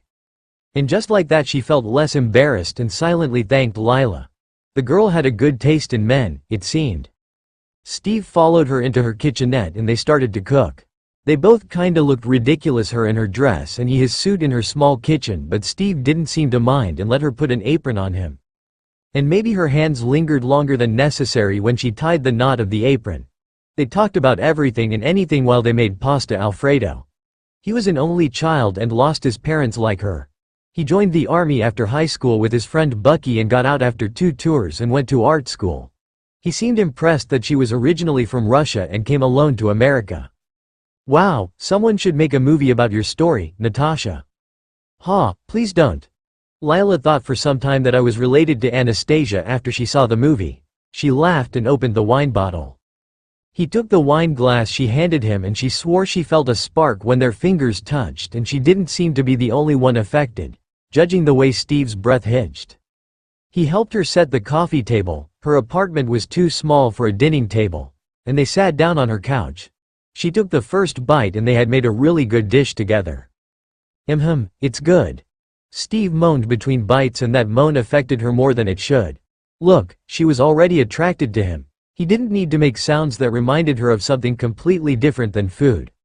God, had it really been that long since she got laid? Yes, it is. She agreed and did a little moan of her own to see his reaction. He gulped lightly and she was pleased that she wasn't the only one not thinking entirely about food. Pepper said you traveled the world? Yeah, I did. I just needed to get out and clear my mind. I got a lot of inspiration for my work. He told her a funny story that happened to him in Japan, and she realized that she was really into him. He was kind, charming, funny, and seemed to be really interested in the things she said. Well, and he was fucking handsome like some Greek god. He was almost too good to be true. He had to have a flaw. Do you have a wife, 3 kids and a golden retriever in Idaho? She suddenly blurted out. How could a guy like that be single? What? He choked on his wine and she automatically patted his back. No, I don't. What makes you think that? She shrugged her shoulders. I just don't get how a guy as great as you is single. Are you a serial killer? Well, he probably wouldn't answer that if he was. Steve now seemed amused. No, I'm not. And what about you? How is a woman as beautiful and charming as you single? Do you have a wife, 3 kids and a golden retriever in Idaho? She laughed. No, I don't. I don't know. I guess the guys I dated weren't that into me. Then they're idiots, Steve said, and suddenly the atmosphere changed. Really, the apartment could catch fire in that moment, she wouldn't notice. They are? She asked quietly. Steve nodded and didn't break eye contact. She leaned forward until his face was only a few inches away. What about you? Why are you single? Haven't found the right partner yet, he rasped out, and his gaze fell to her lips. She pressed her lips against his, but he didn't kiss her. Oh God. Had she read this completely wrong? I'm sorry. She wanted to pull away, but Steve's hand suddenly cupped her cheek. Don't be. My brain needed a moment to process it. I can't believe you want to kiss me. He seemed genuinely surprised. What kind of women had he dated in the past? She closed her eyes. Kiss me, Rogers. He chuckled. Yes, ma'am. And then they finally kissed properly, and she wasn't one who used cliches, but it really felt like fireworks went off. She sucked his lower lip into her mouth and he pulled her closer to him, and she ended up in his lap. One hand was on her back to press her against him and his other played with the hem of her dress. She grabbed the collar of his dress shirt and was insanely happy when he licked over the seam of her lips and he used her soft moan to slip his tongue into her mouth. Steve was an amazing kisser. She wanted to kiss him all night. His hands slid under her dress to caress her thigh and his calloused fingertips felt so good on her skin. She wanted him to touch more of her, but Steve suddenly stopped and removed his hand from her thigh. What? Why? Sorry, he whispered against her lips. I got carried away. He took his hand and slid it back under her dress. Keep going. Are you sure? We should probably stop. I don't want you to think you have to. He blushed but kept his hand on her leg. There was no doubt in her mind that the night would end in her bedroom if they kept making Owen be here tomorrow morning. Of course. He almost seemed offended that she could think he would sneak out after they slept together. Good, she whispered and slanted her lips over his while starting to unbutton his shirt. He softly grabbed her hands. I don't want this to be an one-time thing. She smiled and pecked his lips. Me neither. Third and final part of, do you have a girlfriend? Natasha already suspected that supermarket Steve would be great in bed, but whoa, he was an incredible lover. She hoped he had been impressed with her as well. And just like he said, he was still here when the sun on her face woke her up. She blinked her eyes open and checked if Steve was still asleep. He was, and she wanted to use the chance to quickly brush her teeth and hair to make sure that she looked good. She was just about to entangle herself from him when he opened his beautiful blue eyes. She noticed the night before that they had fleeks of green in it. "Hi," he mumbled in his deep voice, "you're so beautiful." "I am." She was sure that her hair had turned into a bird nest during the night and she probably had eyeliner smeared around her eyes. He brushed his finger over her nose and lips and she tried to hide a shiver. "You are. I feel like I'm still dreaming." He gave her a dopey smile. "Am I still dreaming?" She had to grin. He clearly was a charmer, but she somehow knew that he meant every word. "No, you're not. Good morning, Steve." He captured her lips in a sweet and long kiss. "Morning, Natasha." He kissed her again.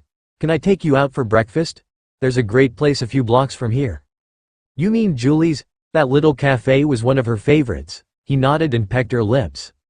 She got out of bed and looked over her shoulder to see Steve admiring her backside. He blushed when she caught him and she just laughed.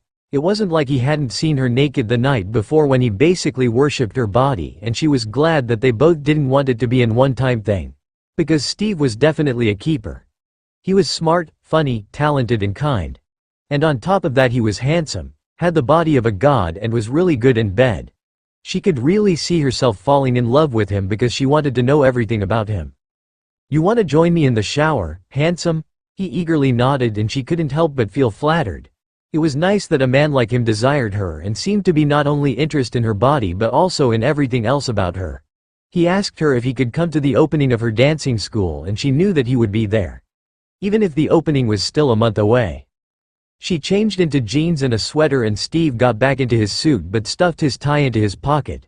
She checked her phone and Pepper sent her a text asking her how her date was with a winky face. She decided to text her later because wasn't she still on her date? Steve looked at his phone and rolled his eyes before putting it back into his pocket. "What's wrong?" "Just my friend pretending to be worried because I didn't come home last night. I'm staying at his place until I found an apartment here." They decided to walk to Julie's and Steve took her hand and she let him. It felt new but also so familiar, like she had held his hand before. She wasn't really one to hold hands besides Lila's, but holding Steve's hand felt really good. She could get used to this. He held the door open for her and pulled her chair out. "You trying to seduce me with your good manners?" Steve blushed lightly and she already knew that teasing him would be one of her new favorite things. "Aren't we past that?" His blush was getting deeper but he also bit his lips. Possibly remembering last night and this morning. "My ma always told me to treat a lady right." She gave him a smile. She would be proud. "Thanks."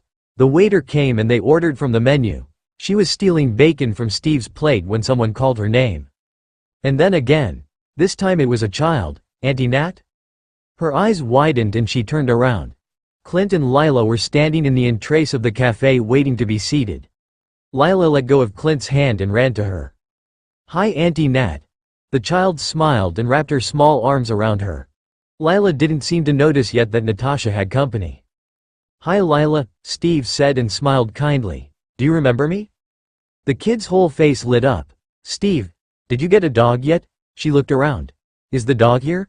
Is it a puppy?" Steve laughed. "I haven't had the time yet." Clint was suddenly standing next to Lila and extended his hand to Steve. "Clint Barton. Lila's dad and Nat's best friend. Lila talks a lot about you." "Steve Rogers. Nice to meet you." Natasha wondered if Clint was going to play Big Brother or not.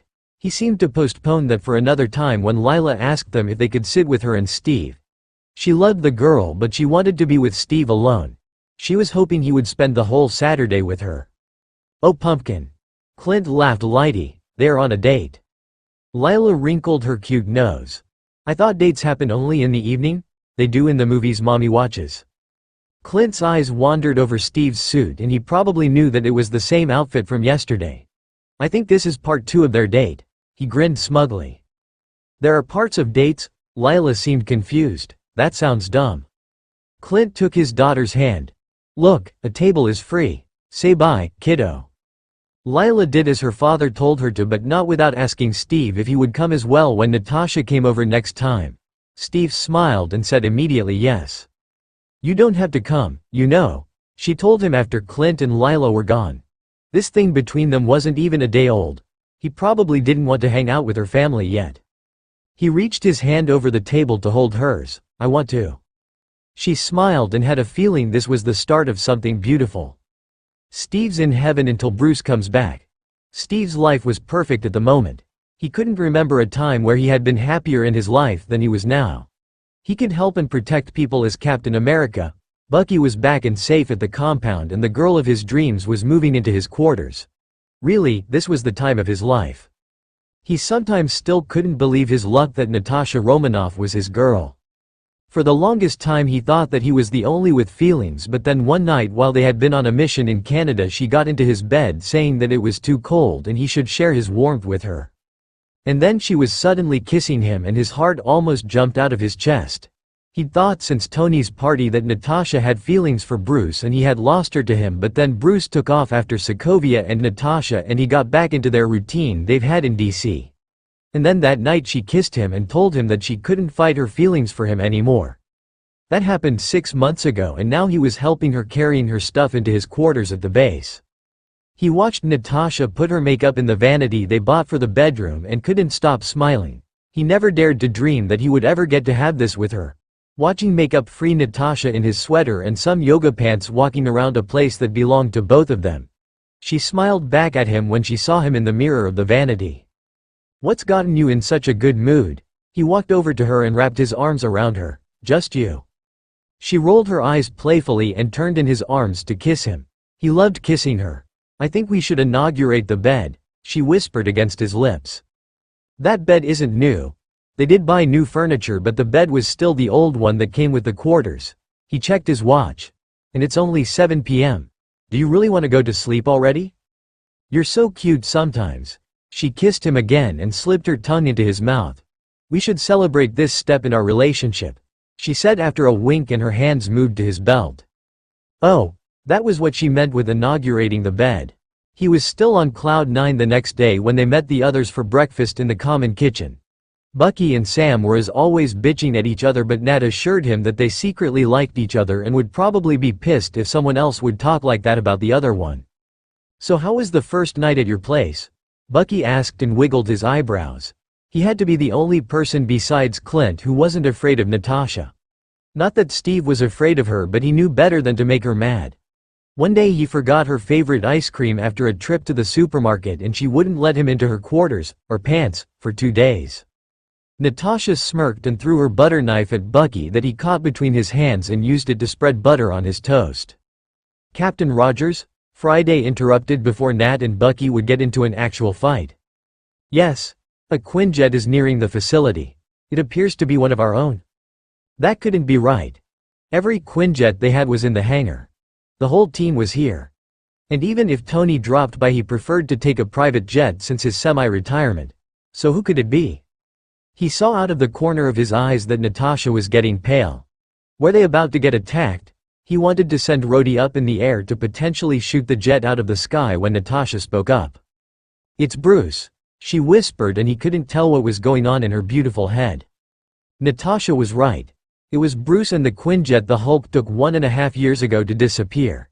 Steve wasn't sure what to do. He was glad that Bruce was okay and back, but he didn't know what it would mean for Natasha because she hadn't looked or talked to him since the Quinjet entered the airspace around the base. Bruce awkwardly walked down the ramp of the Quinjet to the field where the team was waiting for him. Tony had been informed and he was on his way to the base. Bruce looked around until his eyes landed on Natasha, and he clearly looked happy to see her. It was like the others didn't even exist in that moment. Suddenly fear was running through Steve's veins. Would Natasha leave him to be with Bruce? Did he have to step aside so Banner could take his place by Natasha's side? "Hi guys," Bruce greeted, but only looked at Natasha, who looked to the ground. "Good to see you," Steve felt the need to say. He was the leader, and no matter how confused he was with Bruce's arrival, he had to welcome Banner. "Thanks, Rogers." Bruce smiled shortly at him and then looked at her again. "Nat?" She eventually looked up. "Hi Bruce." Bruce looked at the group. "Don't get me wrong, I'm glad to see you all, but could I maybe talk to Natasha? Alone?" Sam looked immediately at Steve, who forced himself to smile. "Of course. We'll just go back inside." He didn't want to leave Nat alone with him. He had to know what they would talk about. What they would do. Would they get back together? They walked back inside and sat down on the couches in the common room. Everyone looked at him. Even Vision looked at him with sympathy in his eyes. Great, he didn't need their pity. They tried to involve him in a conversation to obviously distract him, but he couldn't pay attention to it. He kept looking outside the window to see when Nat and Bruce would come in, but they didn't show up. He scanned the field with his eyes, but he couldn't see them anywhere. Where were they? What were they doing? "I'm in the gym," he announced and got up from the couch. He needed to punch something. "Steve," Sam yelled after him, but he ignored him. He wanted to be alone. Would he be single by the end of the day? Would Nat move back into her quarters, or even worse, move in immediately with Banner? He didn't even bother to wrap his hands and started to beat up the punching bag. Stark had developed bags Steve couldn't send flying through the gym. Where was Natasha? Was she with Bruce? Would she leave him for Bruce? Did she even love Steve? He had told her 2 times already that he loved her in the last 6 months, and Natasha only smiled and kissed him each time. He always thought that she didn't say it back because it wasn't easy for her to say these 3 words, but what if she didn't say it because she didn't love him? What if she only loved Bruce and Steve was only the rebound? He gave the punching bag a hit with everything he got and it flew across the room. Tony clearly needed to work on that. Of course Natasha would go back to Bruce. They never talked about Bruce and he assumed that she had been over him, but he started to think that she would drop him like a hot potato to be with Banner. Banner had 7 PhDs and was one of the brightest minds in the world, and Steve, well, he couldn't compete with that. He was just a kid from Brooklyn. He sweat through his clothes and needed a shower. He didn't want to use the one in his quarters. He didn't want to run into Nat, who could already be clearing out her stuff because she was leaving him. He walked to the showers in the locker room and punched a locker out of anger and jealousy. His hand was throbbing, but he ignored the pain. God, he wished Banner had never come back. And what had he been thinking when he told Banner to pursue Natasha at that party before Ultron attacked? He didn't want Banner to go after Natasha romantically, but Steve had already been in love with her and he had seen how she flirted with Banner, and he only wanted Nat to be happy.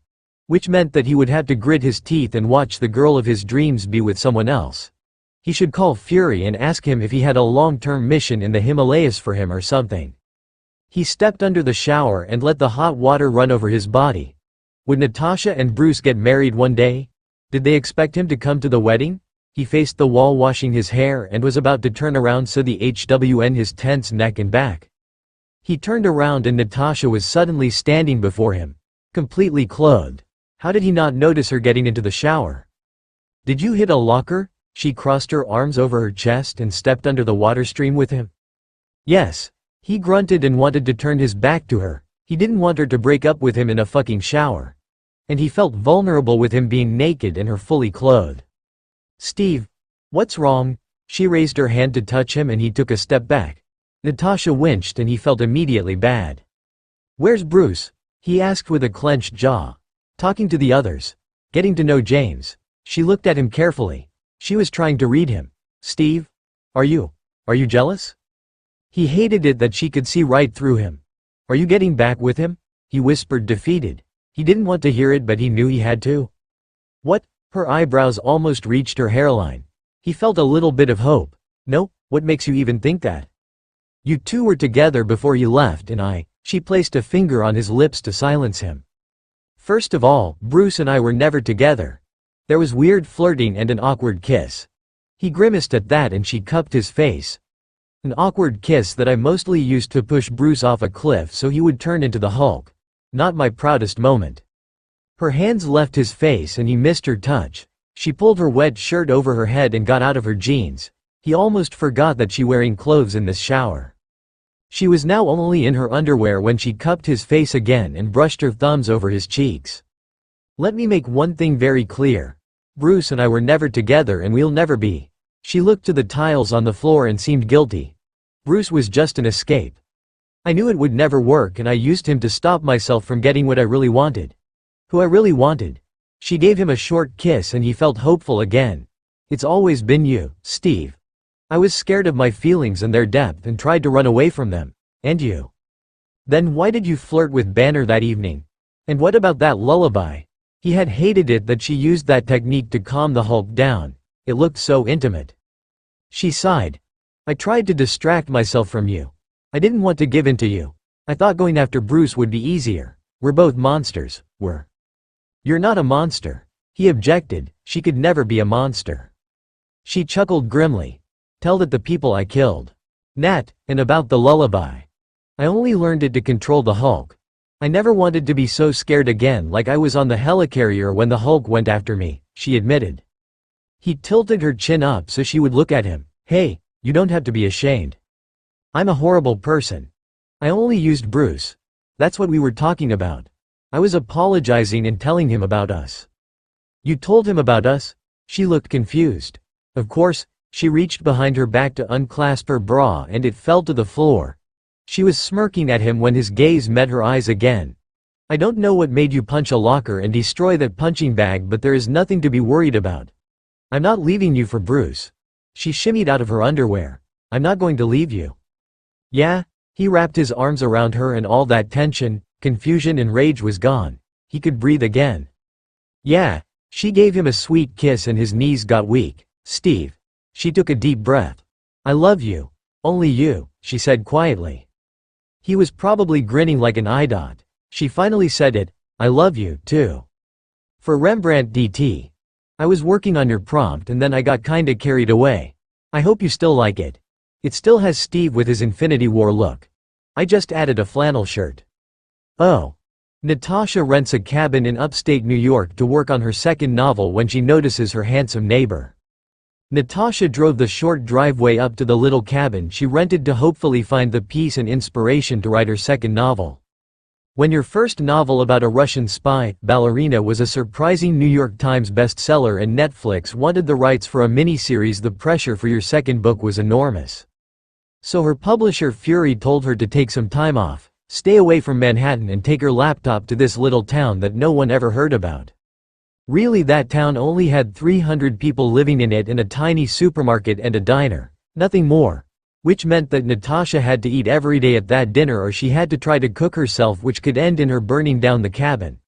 One of the things she loved so much about New York City was that she could always order food or go out.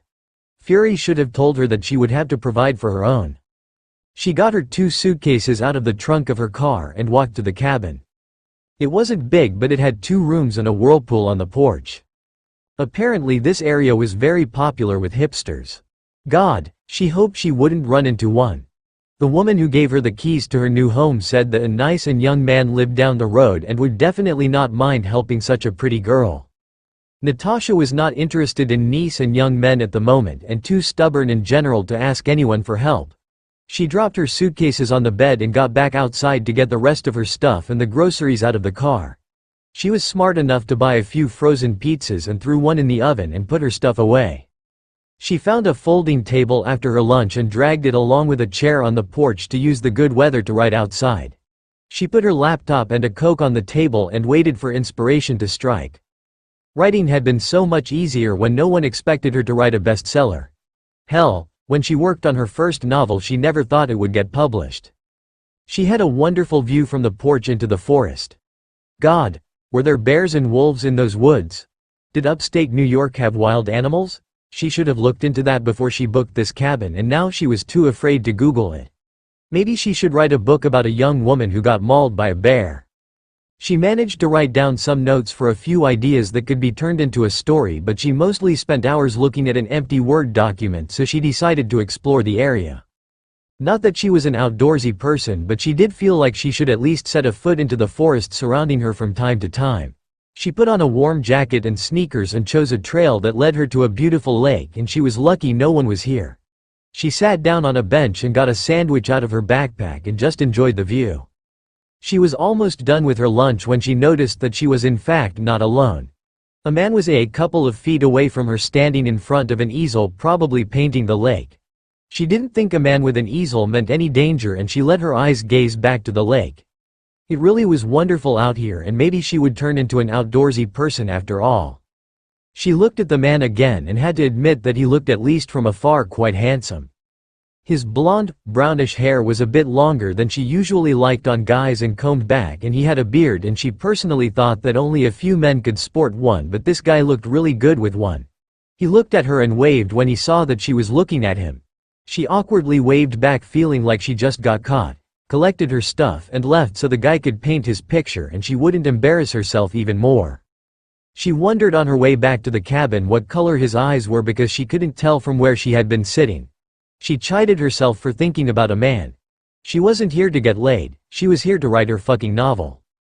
It was already early in the evening when she noticed that her fridge was empty and she realized that she had to drive into town to get something to eat. She thought about going to the diner but she wasn't in the mood to deal with the locals.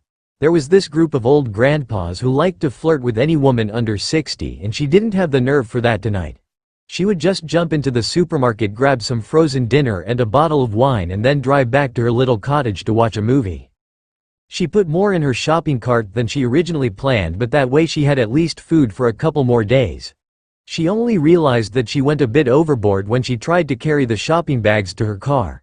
She had her arms full and the bags blocked her sight and she only noticed she was running into someone when she already smacked into the person.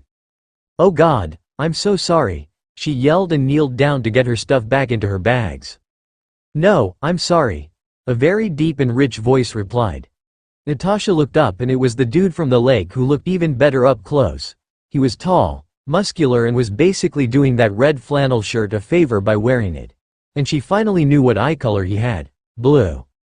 He kneeled down as well and helped her get her groceries back into her bags. Oh God, this was so embarrassing and such a cliché. "Thanks," he handed her a shopping bag. "Do you need help with that, ma'am?" Oh boy, had anyone ever called her ma'am before? She put her chin on top of her bags and hoped that way they would stay in her arms. "Nope, I got it. Thank you." He gave her a kind smile.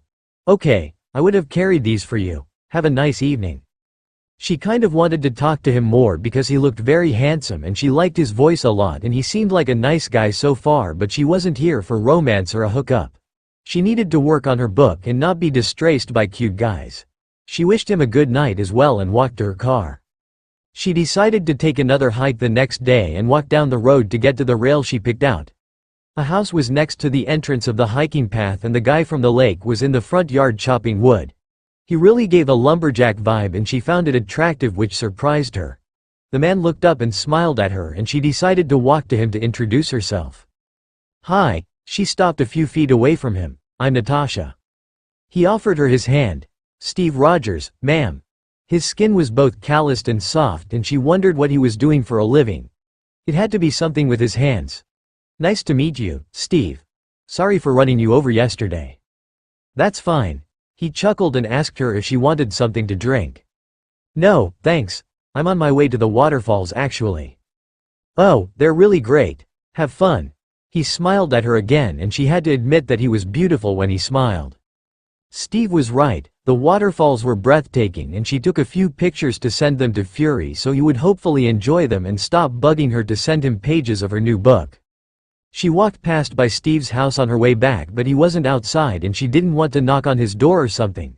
He might thought that would be weird since they didn't really know each other at all. She hoped she would see him again, maybe a little romance would inspire her to write more. 2 days later, when she was about to go to bed, there was a knock on her door. Natasha froze on the spot. Who could that be? She didn't know anyone here and she highly doubted that one of her friends would drive up here from Manhattan for a spontaneous visit. She tiptoed to the door and grabbed a pan on her way. She looked through the peephole and Eve with a rifle on his shoulder. Oh God, was the handsome stranger here to kill her? She only had a frying pan and a few hours of self-defense classes before she got bored and quit. She wished in that moment she was more like the Russian spy she created for her first book. Black Widow would have knocked Steve to the ground before he knew what was happening. Natasha? He didn't sound like he was here to kill her. But then again, how did someone sound who wants to kill you? She didn't answer him because she didn't get why he was here at midnight with a gun. Are you there? Are you okay? Okay, why would he ask her that? She opened the door but let the chain on and poked her head through. Hi. Did you check the news? He seemed relieved when she opened the door a bit. No. She had no idea what was going on. Someone broke out of the prison a few miles from here. He's armed and dangerous. He paused. And a serial rapist. I was worried about you. Martha told me she rented you the cabin and that you're all alone here. Do you want to come in? She asked because she didn't want to be alone now. She was kinda glad she didn't know until now that a criminal was roaming the woods because she would have probably lost her mind out of fear. She shouldn't have quit those self-defense classes. She should go back once she was back in Manhattan. Only if you're okay with it. I can stay here outside, you don't have to let me in. His kindness touched her. He would stay here to look out for her and didn't expect her to let him in. She smiled at him and then closed the door to get the chain off. Come in. She opened the door and stepped aside so he could come in. And thank you, Steve. He smiled at her. You don't have to thank me. She originally wanted to go to bed but there was no way that she could sleep now. She offered Steve tea and got into the kitchen to make it. Was she an idiot for letting Steve into her place? There was still a chance that he was lying about the whole fugitive thing but she didn't think that was the case. She somehow knew that he was here because he was worried that something could happen to her. Steve sat on the couch when she came back with the tea and she took a seat on the armchair opposite to him and without realizing it they talked the whole night. He told her that he was a carpenter and artist and moved here a few years ago after he left the army and didn't want to go back to Brooklyn because it reminded him too much of his best friend who died in Afghanistan. She told him that she lost her parents when she was a child and grew up in a Russian orphanage and moved to the States as soon as she turned 18. As it turned out he actually had read her book which kind of embarrassed her but he assured her that he liked it and hoped she would sign his copy. She didn't know how many hours they talked but she felt like she had known Steve her whole life. She always had the problem to open up to people but she didn't have that problem with Steve. It was already morning when her stomach growled and she got into the kitchen to make breakfast for her and Steve. He came into the room when she was putting the fried eggs on plates. He held his phone up so she could see the text. They got the guy. Caught him in a town on the other side of the lake. He put his phone in his jeans. I guess, I can go now. No, she said that way too quickly and loud but Steve didn't seem to mind. At least eat breakfast with me, as a thank you for staying with me. He smiled and took the plate she offered him. Just like the night before they had a pleasant conversation and she had to admit that Steve was the kinda guy she could see herself falling for. He was fucking hot with his beard and that whole lumberjack thing he had going on and his personality matched his good looks. Guys like him were pretty rare. She hoped that he had the same impression with her. She knew she was beautiful but maybe he didn't like her spirit or he was already in a relationship. He even helped her do the dishes after breakfast. She walked him to the door and thanked him again for looking out for her. No problem, Natasha. I really liked spending the night with you. He blushed when he realized what he said. You know what I mean. So, maybe he was interested in her. She decided to test her theory and licked her lips. Steve's gaze fell immediately to them. Bingo, she got on her tiptoes and gave him a peck on the lips. Thanks again. Sure. His eyes were steel closed and she took that as the sign he liked that she kissed him. So she did it again, this time longer. And this time he kissed her back and pressed her against the door. She was a bit surprised that he took the lead but she didn't mind one bit. Not when his lips and body felt so nice pressed against her.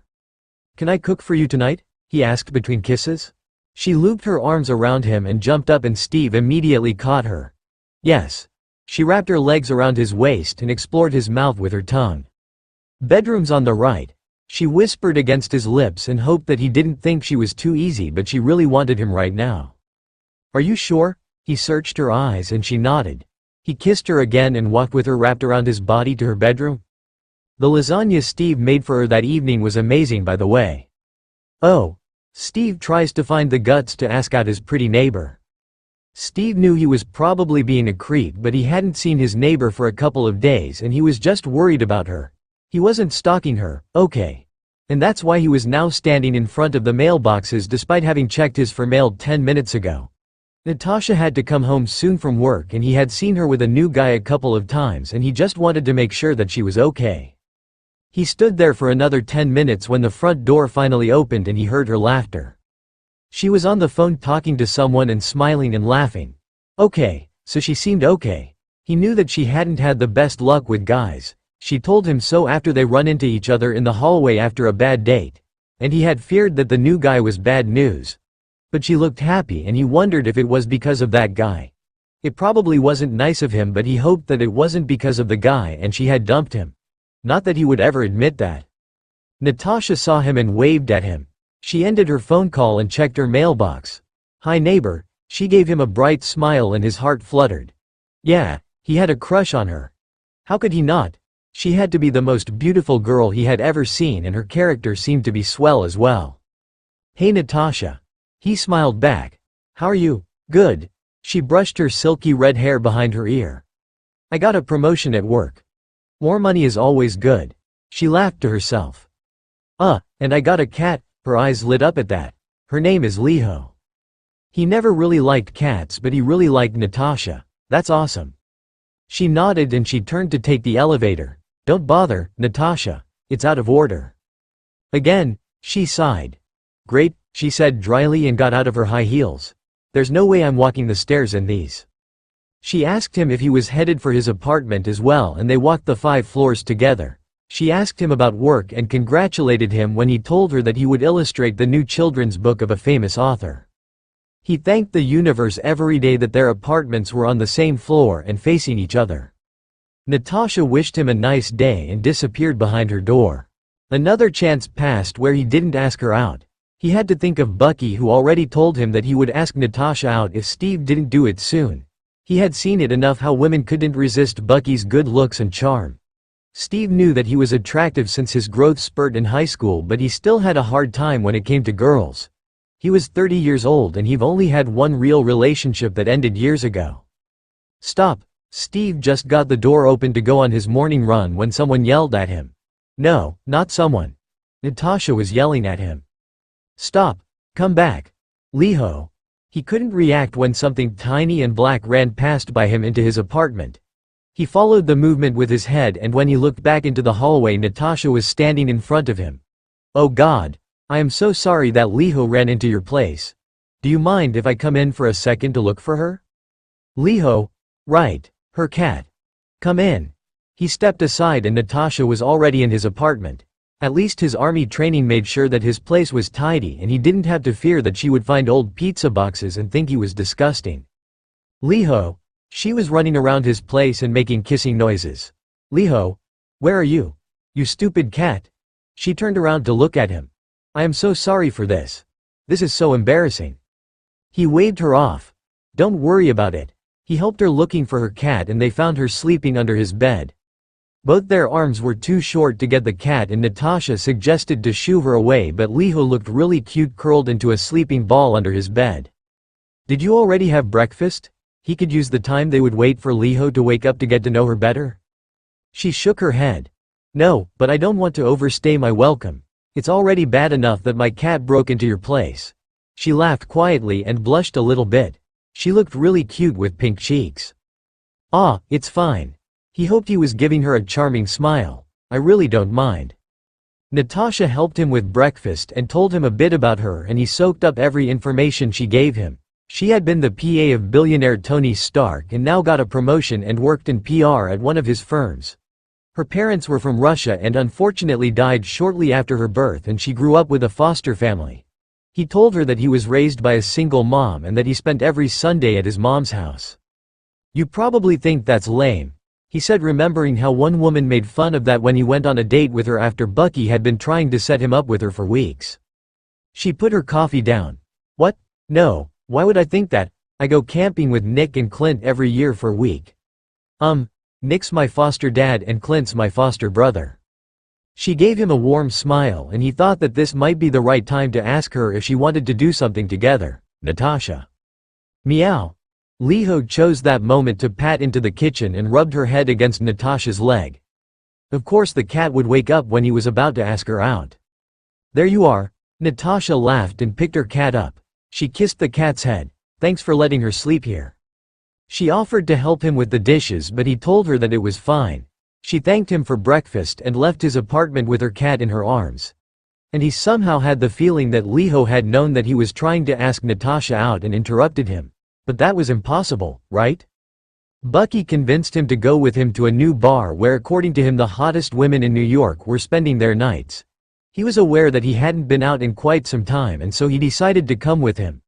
Not to flirt with women, but to spend time with Buck and their friends Thor and Sam, who would meet them at the bar. He hadn't seen both of them for some time since he had been working on the illustration for the children's book. He was locking his door when Bucky greeted someone. hello to Steve's beautiful neighbor, Natasha. Steve had been hoping they wouldn't run into her so Bucky couldn't hit on her. Where was Leho when you needed her? Hi. Natasha didn't sound like she seemed charmed by Buck. Steve turned around after he locked the door and he tried his best not to stare at Natasha. She looked incredible. Her hair was in big waves. Her makeup made her eyes even greener than they were before and she wore a glittery top and tight leather pants. She took his breath away. Oh no, was she going on a date? Hey Natasha. He hoped his voice didn't sound too breathless. She smiled at him. Hey Steve. Her eyes traveled over his body and he almost swore that she looked like she liked what she saw. Going out? Yes. With friends. He thought it was important that she knew that he wasn't going on a date. He wanted her to know that he was available for dates with her. Well, have fun. She nodded at him and then walked down the stairs. The elevator was still broken. You too. He yelled after her and he could hear her chuckling. Didn't even pay attention to me. Bucky murmured under his breath, sounding quite offended. He was right. Natasha didn't pay much attention to Bucky but she talked to Steve so maybe she was interested in him as well? He had been out of town for a few days and just got back an hour ago when someone knocked on his door. Natasha was on the other side of the door with a bun on her head and wore old jeans and a shirt. Hi, she smiled brightly. He was surprised but happy to see her. This was the first time she knocked on his door. Hi. I'm sorry to barge in on you like that but you could maybe help me? She smiled sheepishly at him. You're my only friend here. She considered him her friend. Of course, I'll help you. What do you need? I had to bath Leho and give her medicine but she's too sneaky. I need someone to hold her. Could you help me? He had the feeling the cat didn't like him since she ruined the moment when he wanted to ask Natasha out a few weeks ago but he would never turn Natasha down when she needed his help. Sure. Leho as it turned out was a freaking beast pretending to be a tiny cat and she managed to get out of his arms a few times but he didn't mind the scratches that much because Natasha laughed so beautiful that it was worth it. He didn't know if bathing a cat always took 2 hours but they got Leho clean and gave her medicine. Thank you so much, Steve. Natasha touched his arm and he tried his best not to show how much he had liked that. Leho was glaring at them from the top of her cat 3. Natasha walked into her open kitchen. You want to order something? My treat? Yeah, sure. Thanks. She got 3 flyers from her fridge and gave them to him when she came back to the living room. Sit. She patted the spot next to her on the couch. He did as he was told and made sure to leave enough room between them. He didn't want to make her uncomfortable. What are you in the mood for, huh? She chuckled and pointed at the flyers in his hands. Pizza, Chinese or Thai food. Can't go wrong with pizza. He handed her the flyer of the Italian place. Ain't that the truth? She took the flyer and called the place to order.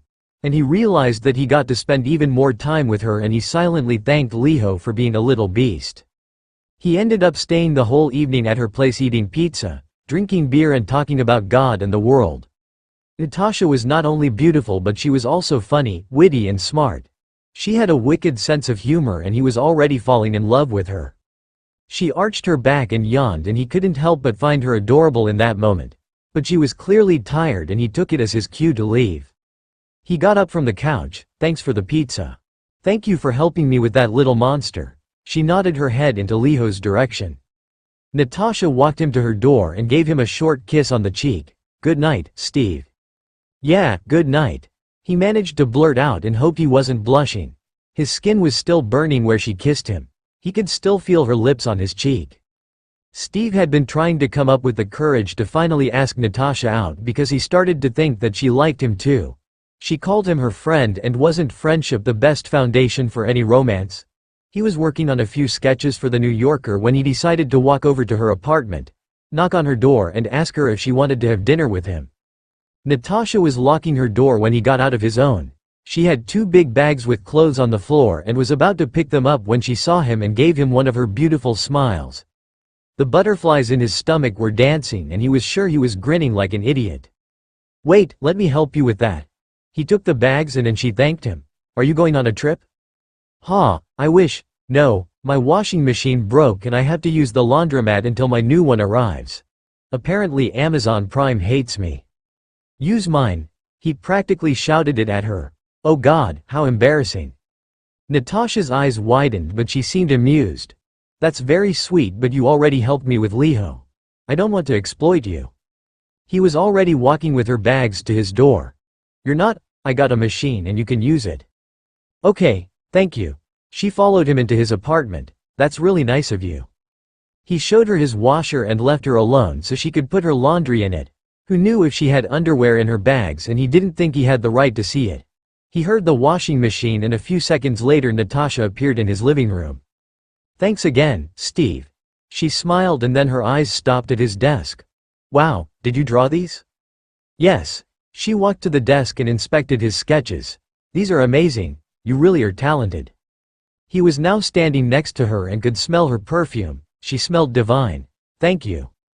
She turned to face him, and they were only a few inches apart. She was looking up at him and had a little smile on her face. So, she placed her hands on his arms. Are you gonna ask me out, or do I have to do it? Had he been so obvious?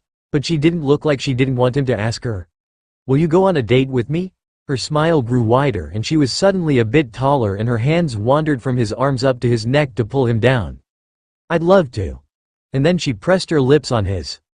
Liho is the name of the stray cat that tries to worm its way into Natasha's heart and apartment in the comics, in case you didn't know.